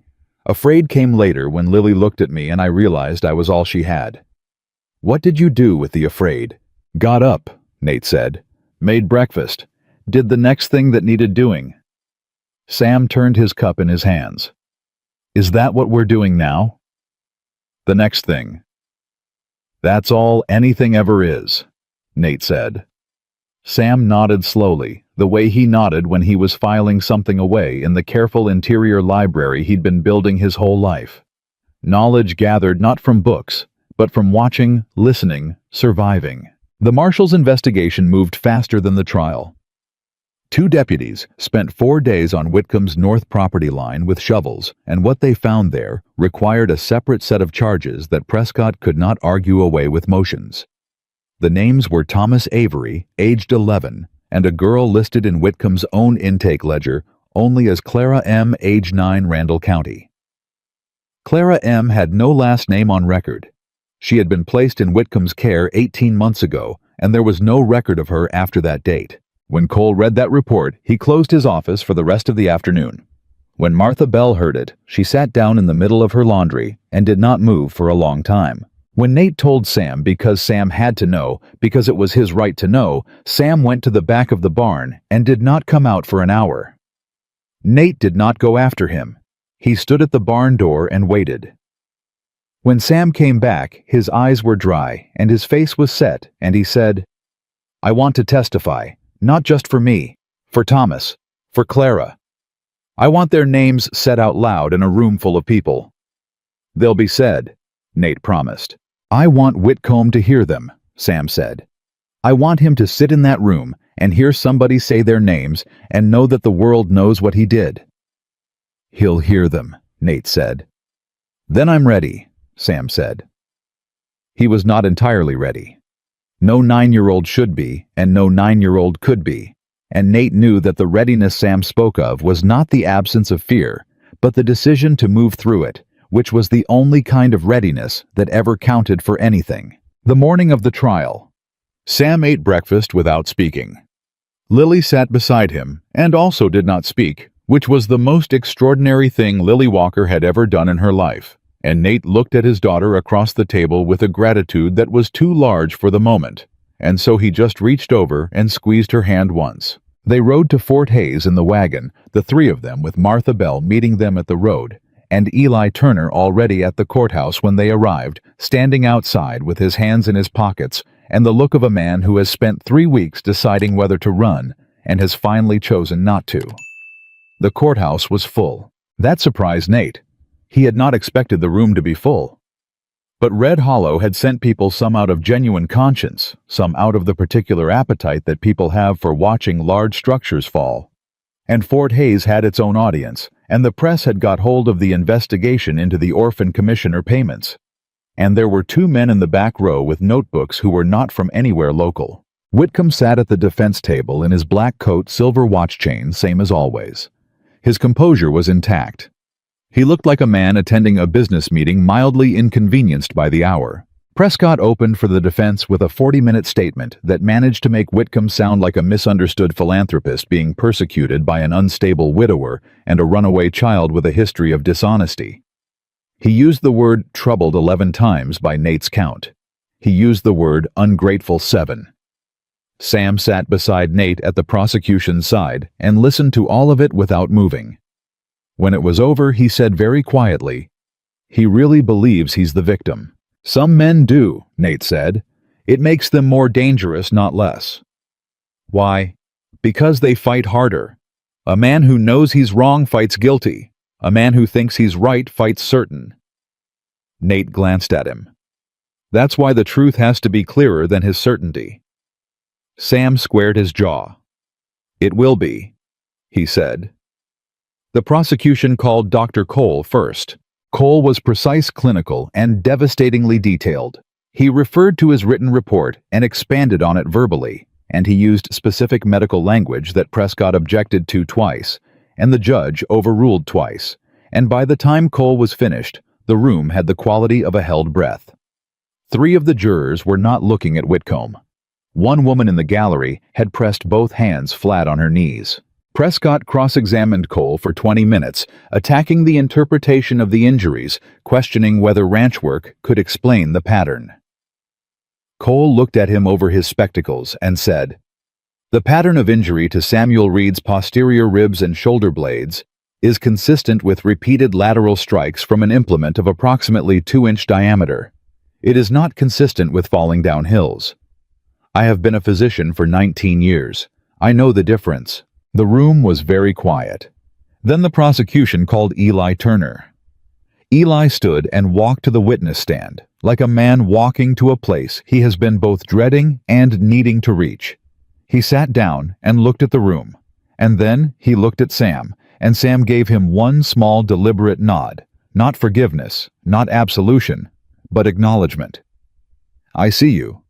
Do what you came to do." Eli testified for 45 minutes. He talked about the work schedules, the food deprivation used as punishment, the ledger Whitcomb kept, which he had seen on 3 separate occasions, recording labor hours against projected government reimbursements per child. He talked about the night he had seen 2 men carrying something in the direction of the north field, and had told himself it was equipment, and had known, even as he told himself, that it was not. He talked about the debt Whitcomb held over his family, and the specific conversation in which Whitcomb had made clear that the debt would be reviewed if Eli ever spoke to anyone about what happened on the property. Then he said the thing that Nate had not heard him say before, the thing he had apparently been holding until the room where it mattered most. He told us once at supper, us meaning the hands, he said, "These children have no families, no futures, no voices. We give them the only purpose they would otherwise never have." And the men all nodded. Eli looked at the jury. I nodded, and I have not forgiven myself for that nod. I am not asking this court to do it either. I'm asking this court to make sure nobody else ever nods along to that kind of talk again. Prescott stood up. "Objection. Witness is editorializing. "Sustained," the judge said. "But the statement will remain in the record." Prescott's cross-examination of Eli was aggressive and personal. He attacked Eli's employment record, his family's debt status, his motivations. He suggested Eli was testifying in exchange for debt forgiveness, which was not true, which Eli stated clearly and without agitation, which somehow made it more believable than if he had been passionate about it. Then the prosecution called Martha Bell. Martha walked to the stand with the deliberate pace of a woman who has been waiting a long time for a door to open and is now walking through it without rushing. She sat. She smoothed her dress. She looked at the jury with the direct patient gaze of 60 years of watching this town and being asked to look away. She confirmed the girl who had come to her laundry. She gave dates. She gave the description of the injuries, the fear the men who came to collect her the next morning. She confirmed the boy named Elias, the one Cole had patched. She confirmed the man who worked the adjacent property and had told her about the north field. Then Prescott cross-examined her, and he made one mistake. "Mrs. Bell," he said with a particular quality of condescension that Nate had been watching him deploy carefully all morning, calibrated to suggest that a laundry-running widow was an unlikely repository of reliable information. "Isn't it true that you have had personal disputes with Mr. Whitcomb over property matters in the past?" Martha looked at him. "I had a dispute with Mr. Whitcomb," she said, "when he attempted to purchase my building at a price that was 40% below its value, immediately following my husband's death, when he correctly assumed I would be in a financially vulnerable position." She paused. "If that is meant to suggest I'm biased against him, I'd suggest that a man who tries to take advantage of a new widow has already told you everything you need to know about his character." Someone in the gallery laughed. The judge called for order. Prescott moved on. Then the prosecution called Samuel Reed. The room went quiet in a different way when Sam stood up. It was the kind of quiet that has weight to it, the awareness of a room that what is about to happen matters, that the person walking to that stand is the smallest one in it and carries the most. Sam walked to the stand the way Nate had watched him do everything over the past 3 weeks, with the particular careful posture of someone who has learned that the way you move through a room communicates something, and who has decided to communicate something specific. His chin was up. His hands were at his sides. He was barefoot because his one good pair of shoes had pinched, and he'd asked if it mattered, and Nate had said, "A boy who tells the truth in bare feet is more honest than a man who lies in good leather," and that had settled it. He sat in the witness chair and looked out at the room. He looked at Whitcomb. Whitcomb looked back at him with an expression that Nate watched very carefully, the slight patient smile of a man who has spent 9 years making a child believe that his word means nothing, and who is waiting for that training to hold. Sam looked away from Whitcomb and looked at Nate. Nate nodded. Sam turned to the jury, and he began. His voice shook for the first 2 minutes, not badly a vibration underneath it, like a string pulled too tight. He stated his name, his age, the county he was born in, the name of the orphan roll he had been placed on at age 5. He stated when he had been transferred to Whitcomb's guardianship, what he was told it would mean, and what it meant. Prescott objected twice in the first 10 minutes. Both overruled. Sam's voice steadied as he went. It did not gain volume. He still spoke quietly, but it gained the quality of something that cannot be easily moved. He described the work schedule, the locked barn, the food ledger, the Sunday sermons. He described the punishment system, not with emotion, with precision, with dates and names and specific incidents attached to specific consequences. The way a person recounts facts they have memorized. Not because they wanted to, but because their mind would not let them forget. He described Thomas Avery. He described the cough that went untreated for 3 weeks. He described the morning Thomas was not at the wake-up bell, and the way the men spoke to each other about it in voices too low for the children to hear, except Sam had always been very good at listening from distances. The woman in the gallery who had pressed her hands on her knees was now pressing one hand over her mouth. Then Prescott stood for cross-examination. He was careful. He was practiced. He knew the jury was watching, and he knew that attacking a child directly was a miscalculation. So he did it indirectly. raising questions of reliability, of childish misinterpretation of the known tendency of troubled children to conflate punishment with abuse, to misremember, to exaggerate. "Samuel," Prescott said with a practiced gentleness that was the most unsettling thing in his repertoire, "you've described Mr. Whitcomb as deliberately cruel. But isn't it possible that what you experienced as cruelty was simply strict discipline, the kind many children in difficult circumstances require?" Sam looked at him. He was quiet for a moment that stretched long enough that Prescott began to look as though he was considering whether he'd scored a point. Then Sam said, "Clara M. was 9 years old. She's in the ground on the north property line. If that is what discipline looks like, Mr. Prescott, then I don't think you and I are using the same word." The room erupted. The judge called for order 3 times. Prescott stood with his mouth open. In the jury box, 2 people had stopped writing and were staring at Sam with expressions that were past the reach of careful neutrality. Whitcomb's composure cracked. Not dramatically. A tightening at the jaw, the hand that rested on the defense table pressing flat and then lifting. Small. Real. Sam saw it. Nate saw Sam see it. Prescott recovered. He tried 2 more angles, both of which Sam answered with the same flat, unadorned precision. No flourish, no tears. Just the specific weight of a child who has decided that the truth he is carrying is the most important thing in the room, and is going to put it down in front of these 12 people and let them hold it. At the end of the cross, Prescott said, "No further questions," in a tone that meant he had found more resistance than he expected. Sam stepped down from the stand. He walked back to the table and sat beside Nate and did not say anything for a moment. His hands were shaking now, the delayed reaction, the body demanding its due after the mind had held it together. Nate put his hand briefly over Sam's on the table. "You did it," Nate said quietly. Sam took a breath. "I kept thinking about Clara," he said. "It helped. Every time I wanted to stop, I thought she can't say her own name in this room. I can. So I will." Lily on the other side of Sam leaned over and pressed her shoulder against his without saying anything. Sam let her. The jury deliberated for 3 hours. Those 3 hours were the longest Nate had sat still since his wife's last night. He sat on a bench in the corridor outside the courtroom with Sam on one side and Lily on the other, and Martha Bell across from him and Eli Turner at the end of the bench, and they waited. The way people wait when there is absolutely nothing to be done but wait, which is to say badly and in their own private ways. Sam did not fidget.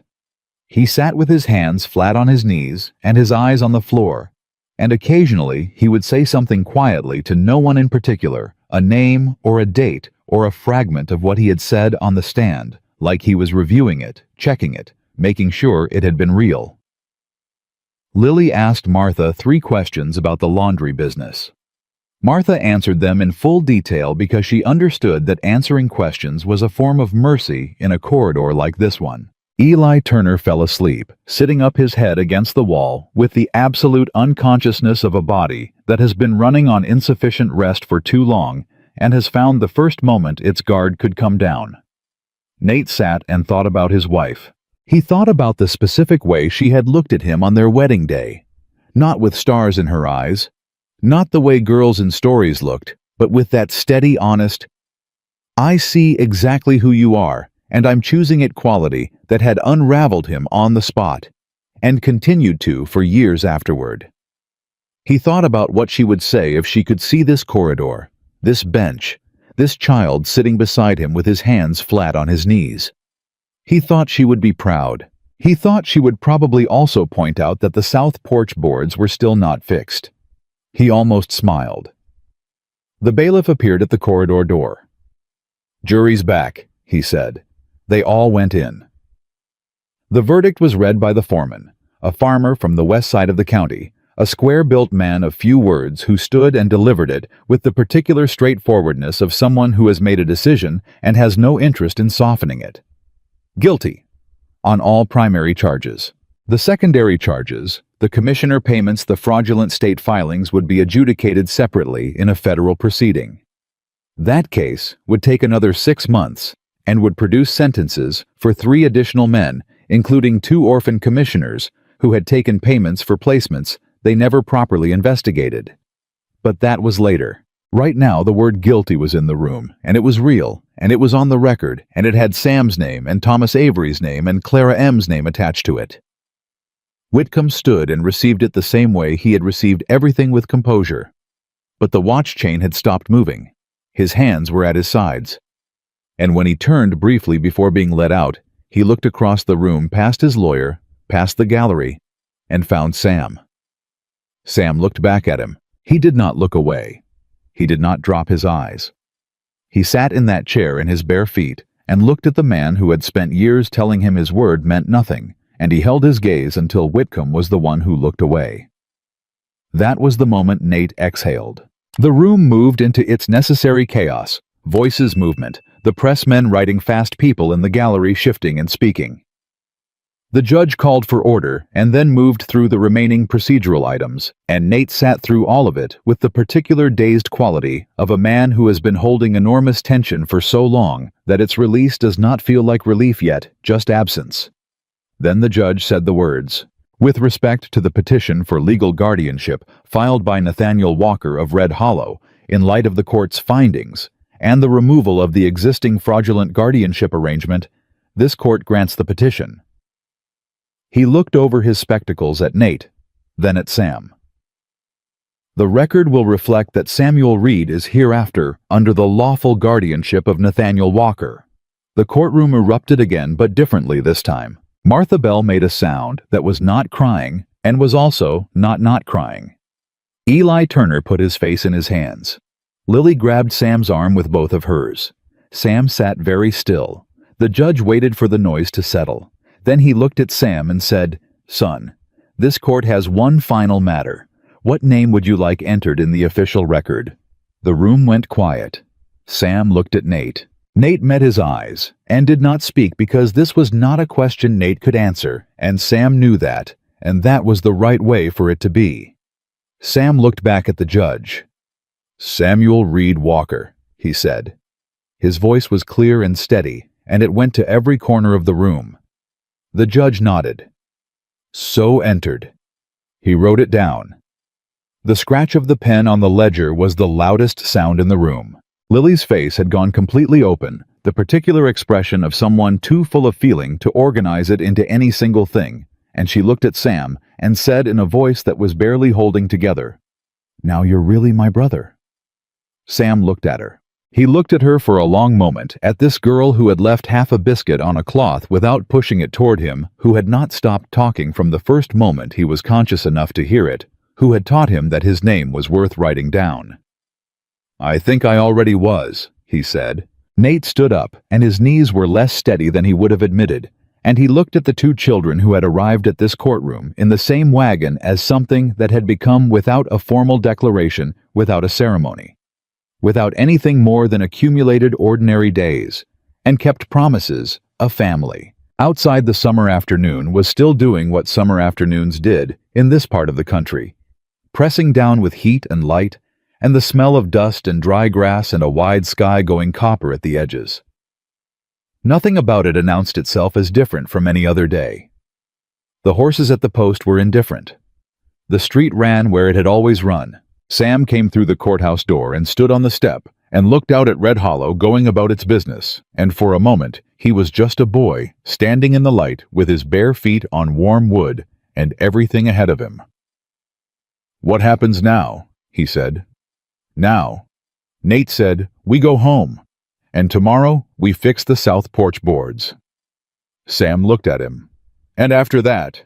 Nate put his hand briefly on the boy's shoulder. "After that," he said, "you decide." It was the first time in Sam's life that sentence had been true.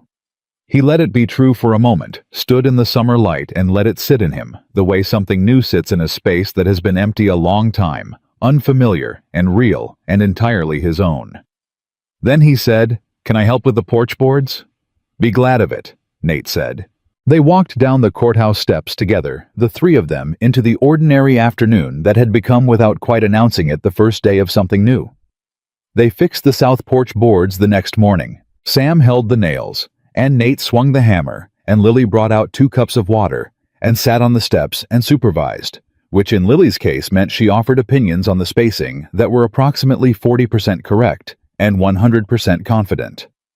By noon, the boards were solid, and the three of them stood on them, and Nate stamped his boot twice to test the hold. "Good," he said. "I did the middle section," Sam said. "You held the nails." "The nails are the important part," Sam said. "The hammer just has to not miss." Nate looked at him. Sam looked back without blinking, and there was something in his face that had not been there 3 weeks ago. A looseness at the corners, a willingness to take up space in a conversation, the particular confidence of a person who has recently discovered that saying a thing out loud does not always result in punishment. Lily laughed. Nate let himself smile. And the porch held. That was how it went in the weeks after the trial. Not in dramatic gestures, not in speeches, in boards and nails and breakfast and the accumulated ordinary weight of days that added up to something. The 8 children still on Whitcomb's property were removed by the marshal's office within a week of the verdict. They were placed temporarily in county care while the court worked through proper guardian assignments, a process that moved with the same grinding slowness as everything in the system, but moved. Martha Bell took 2 of the younger ones into her own house while arrangements were made. She did it without announcing it, without ceremony, the way she did most things, by simply opening the door when it needed to be opened. One of them was a boy named Danny, who Sam had mentioned in his testimony. Danny arrived at Martha's with the same food-hiding instinct Sam had arrived with, the same pre-dawn waking, the same flinching at raised hands. Martha told Nate about it, and Nate told Sam, and Sam rode to Martha's the next afternoon and sat with Danny for 2 hours. Nate did not ask what was said. Sam did not volunteer it. But when Sam came home that evening, he was quiet in the way that is not sad, but full, carrying something that had settled rather than unsettled him. "He's going to be all right," Sam said at supper. "How do you know?" Lily asked. "Because somebody told him so," Sam said, "and because the person who told him had reason to know." Lily understood. She nodded once and went back to her corn. The trial of the orphan commissioners took 6 months, the way Nate had said it would. 2 men were found guilty of accepting payments for fraudulent placements. A third man turned state's evidence and named 4 additional operations in 2 other counties that were subsequently investigated. The territorial newspaper ran the story across 4 editions. One of the men with notebooks from the back of the courtroom turned out to be a correspondent for a St. Louis paper, and his account was reprinted in Kansas City, and then in Cincinnati, and then Sam learned about this from Eli, who had taken to sending letters in a paper in Chicago. Sam held the clipping for a long time the afternoon Eli's letter arrived. "It says my name," he said. "It says your name," Nate confirmed. "Samuel Reed Walker." Sam read it again like a man checking the spelling of something he doesn't entirely believe is real yet. "And Thomas Avery's name. And Clara's." His voice changed on Clara. "Her last name was Marsh. They found her intake paper in the commissioner's records. Clara Marsh." He lowered the clipping. "She has a name now. A whole one." The room was quiet. "She always did," Nate said. "Now the record has it." Sam folded the clipping and put it in the front of his McGuffey's reader, where it stayed for the next 12 years. Eli Turner wrote often at first. He had moved to Wichita, where he worked for a freight company that did not require him to carry anyone's debt. He had paid off his mother's property using wages and a modest settlement from the civil case that had run parallel to the criminal one. Whitcomb's financial entanglements had unraveled considerably when investigators began looking at how many of his neighbors' debts he had quietly purchased over the years. Eli's letters were honest and regular, and gradually became easier to read, less apologetic in their structure, more present, a man learning to live forward rather than backward. Sam wrote back every time. The letters between them were not warm in the easy sense, but they were real, which was better. One autumn letter from Eli included a line that Sam read to Nate at the kitchen table. "I spoke at a church in Wichita last month about what I saw and what I stayed quiet about. The minister asked me beforehand if I was nervous, and I said no. I said I had learned from a 9-year-old boy that silence costs more than speaking. I didn't use your name without permission, but I wanted you to know you were in the room." Sam read it twice. Then he set it down and looked out the window for a moment. "You should write him back today," Nate said. "I know," Sam said. "I'm thinking about what to say." "You've had about 12 seconds to think." "I think fast," Sam said. He wrote back that afternoon, and the letter took him an hour, and when he sealed it, he did not tell Nate or Lily what was in it. That was his. He had learned slowly across months and then years the particular freedom of things that belonged to him, thoughts, words, decisions. He held them differently than Nate held his, differently than Lily held hers. Carefully, like a person who has learned the cost of not having them, and is not yet entirely accustomed to the fact that no one can take them now. He was 10 when the trial ended, 11 when he finished the McGuffey's second reader and started the third, 12 when he corrected Lily's arithmetic at the kitchen table, and she threw a biscuit at him, and he caught it, and ate it, and did not apologize, which meant he had finally irrevocably learned how to be a brother. The school in Red Hollow admitted him at 12, after Nate had 3 conversations with the schoolmaster that began with resistance and ended with the schoolmaster meeting Sam and revising his position.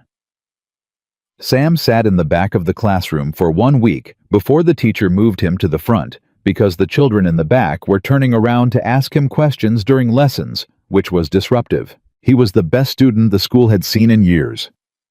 This was not remarkable, given what he was working with, a mind that had spent years with nothing to do but observe and think and catalog and analyze. Learning from books was almost easy by comparison with learning how to survive.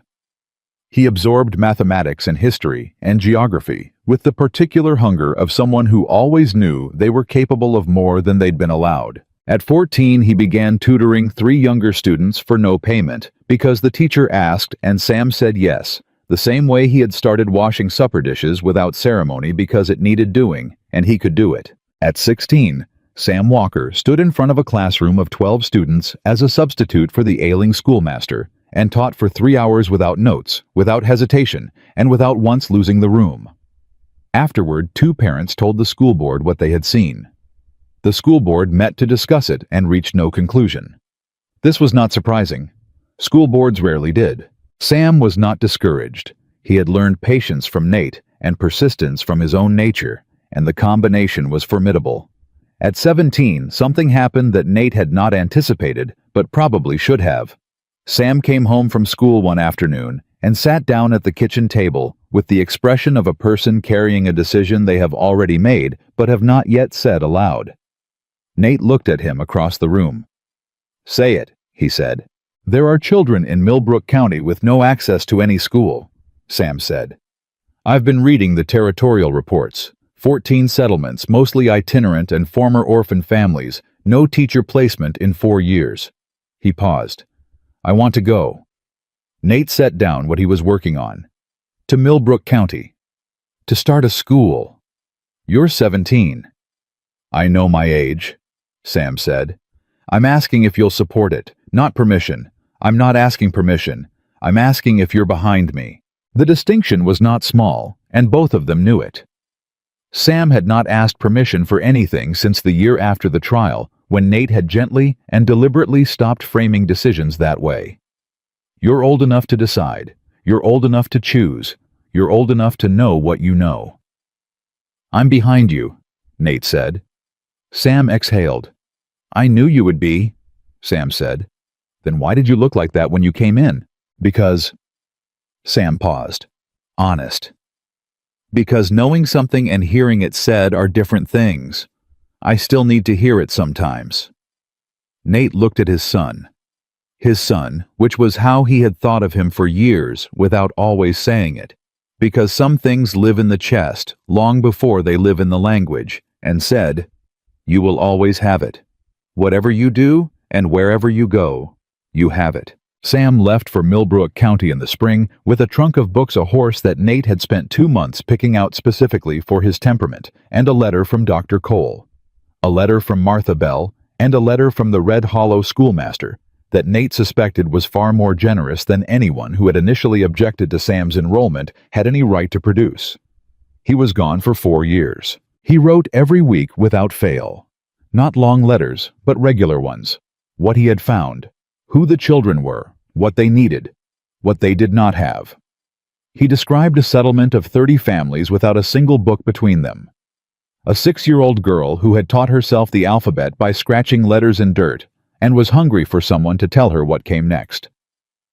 He described building a schoolroom out of a donated barn, negotiating with a county administrator who had never seen a young black man walk into his office as an equal, and needed several conversations to understand that this was what was happening. He described a boy of 8 who reminded him of himself. That letter Nate read 3 times and then put in the drawer with Sarah's things. Lily, who had gone to a teacher's college in Lawrence and come back with a certificate and a fiancé and strong opinions about county education funding, read the same letter and said, "He's going to be something extraordinary." "He already is," Nate said. "He's going to be more extraordinary," Lily said, with the particular confidence of a woman who had been right about Sam Reed since the moment she left half a biscuit on a cloth without pushing it toward him. She was right. Sam came back to Red Hollow at 21 with Millbrook School running under a permanent teacher. He had trained himself and a reputation in 3 counties as the young man who built schools where there weren't any, and an application filed with the Territorial Education Board for permanent certification as a teacher and school administrator. The board approved it unanimously. One member wrote a note on the application margin that the clerk read to Sam at the hearing. "This applicant may be the most qualified individual we have reviewed in this capacity in 5 years." Sam came home that evening and sat at the kitchen table, the same table in the same kitchen, the flour tin still in the same place behind the stove, and told Nate. Nate said, "Good." Sam waited. "That's it," Sam said. "Good. What else would you like me to say?" "I don't know. Something more. You could be more—" Sam gestured vaguely. "Effusive," Nate said. "I was going to say enthusiastic, but that word works too. I taught a boy who said nobody would believe him to believe in himself," Nate said. "And then I watched him go out and prove it until it was undeniable. I'm allowed to just say good. Good covers a great deal." He paused. "Good. And your mother would have been very proud. And so am I." He stood up. "Now come help me with the fence on the east pasture. It's been bad for 2 weeks." Sam looked at him. Then he smiled, the full version, the one that had taken years to arrive, and now came easily, which was one of Nate's favorite things in the world. "Yes, sir," Sam said. The school in Red Hollow was Sam's idea from the beginning.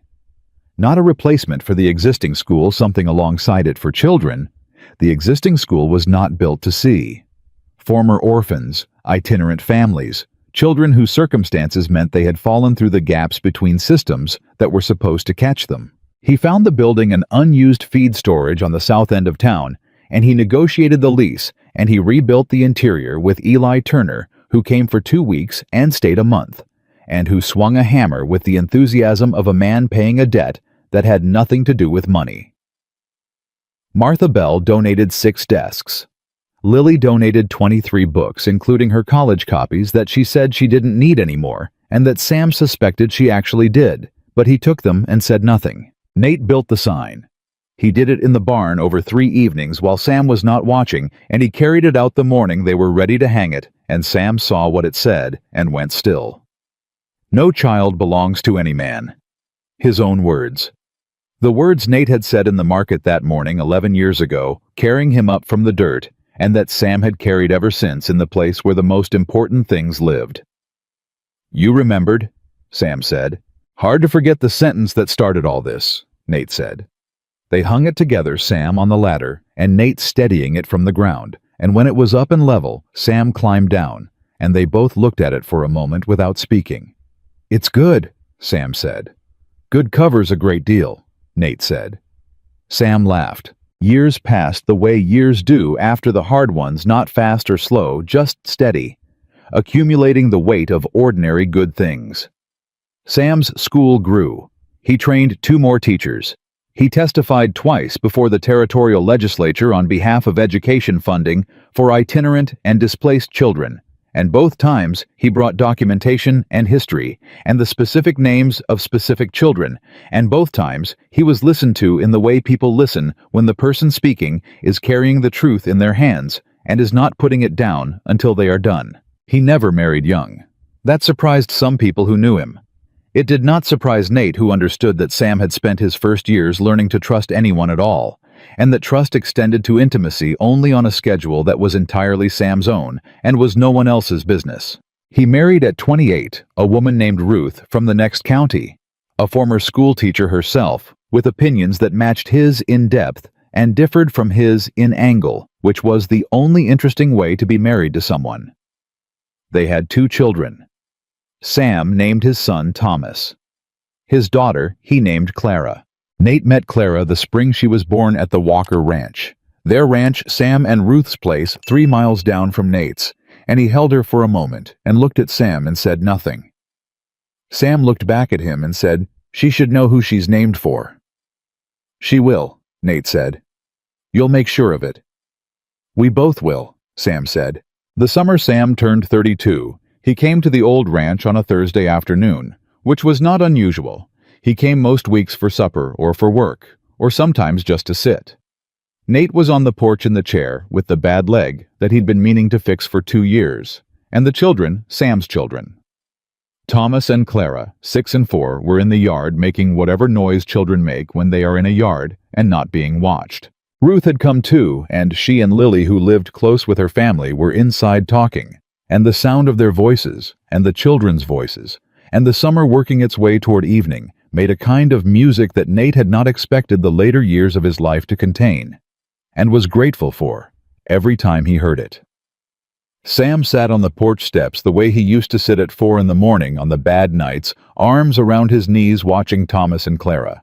They were quiet for a while. Then Sam said, "Can I ask you something?" "You never ask before you ask," Nate said. "You just ask." "This one I'm asking about first," Sam said. He was quiet for a moment. "Why did you save me that day in the market? You had every reason to walk away. Dowd had told you to step back. The whole town was watching and nobody moved." He looked at the yard. "Why did you kneel down?" Nate looked out at his grandchildren in the dust. He thought about the market, the heat, the sound of the cane on the boy's hand, the circle of still faces, the weight of a child who weighed less than he should. "Because Lily saw you first," he said. "She stopped eating. She looked at you and she couldn't look away. And once someone you love sees something clearly, once a child sees what adults have decided not to see, you don't get to pretend you didn't see it too." He turned to look at Sam. "I didn't save you, Sam. Lily saw you. All I did was stand up." Sam was quiet. "You did more than stand up," he said. "Maybe," Nate said. "But it started with her seeing you. It always starts with someone deciding to look." Sam turned that over for a long moment. In the yard, Thomas fell down and got up without fussing and went on running, and Clara laughed at him, and he laughed back, the simple, easy exchange of children who are secure enough in their belonging that falling down is not a catastrophe but an event. "Then I'll spend my whole life making sure they're seen," Sam said. Not to Nate, to the yard, to the children, to the question of what a life could be built on when it was built on purpose rather than survival. Every child who falls through, every child who nobody moves for, I'll keep moving. Nate looked at his son. He looked at him for a long moment, at the man who had arrived on a market floor, too light for his bones, who had hidden biscuits under a mattress and woken before dawn, and needed a latch pin to feel safe in a room, who had stood in a courtroom in his bare feet, and said the names of the children who could not say their own. "I know you will," Nate said. In the yard, little Clara found a bug and held it up and shouted for Thomas to come look, and Thomas came running, and for a moment the two of them crouched together over a small, miraculous creature in the summer dirt, completely absorbed, completely safe, completely unaware that the world had ever been any other way. The sign above the school door read what it had always read. The south porch boards held, and Sam Walker, who had once collapsed in a market with no name that anyone was willing to use, and no future that anyone was willing to see, spent every year of his life proving that the first person who chooses to look is not doing something extraordinary. They are doing the only thing that was ever required. They are simply refusing to look away. That is how the world changes. Not in courtrooms, not in verdicts, not in the names entered into official records, though all of those matter. It changes in the moment a man kneels down in the dirt beside a child that nobody else will touch and makes the quiet, unannounced, irreversible decision that this child is worth the cost of being seen. It changed on a Tuesday in summer in Red Hollow, Texas. It changed because a little girl stopped eating and looked, and her father stood up.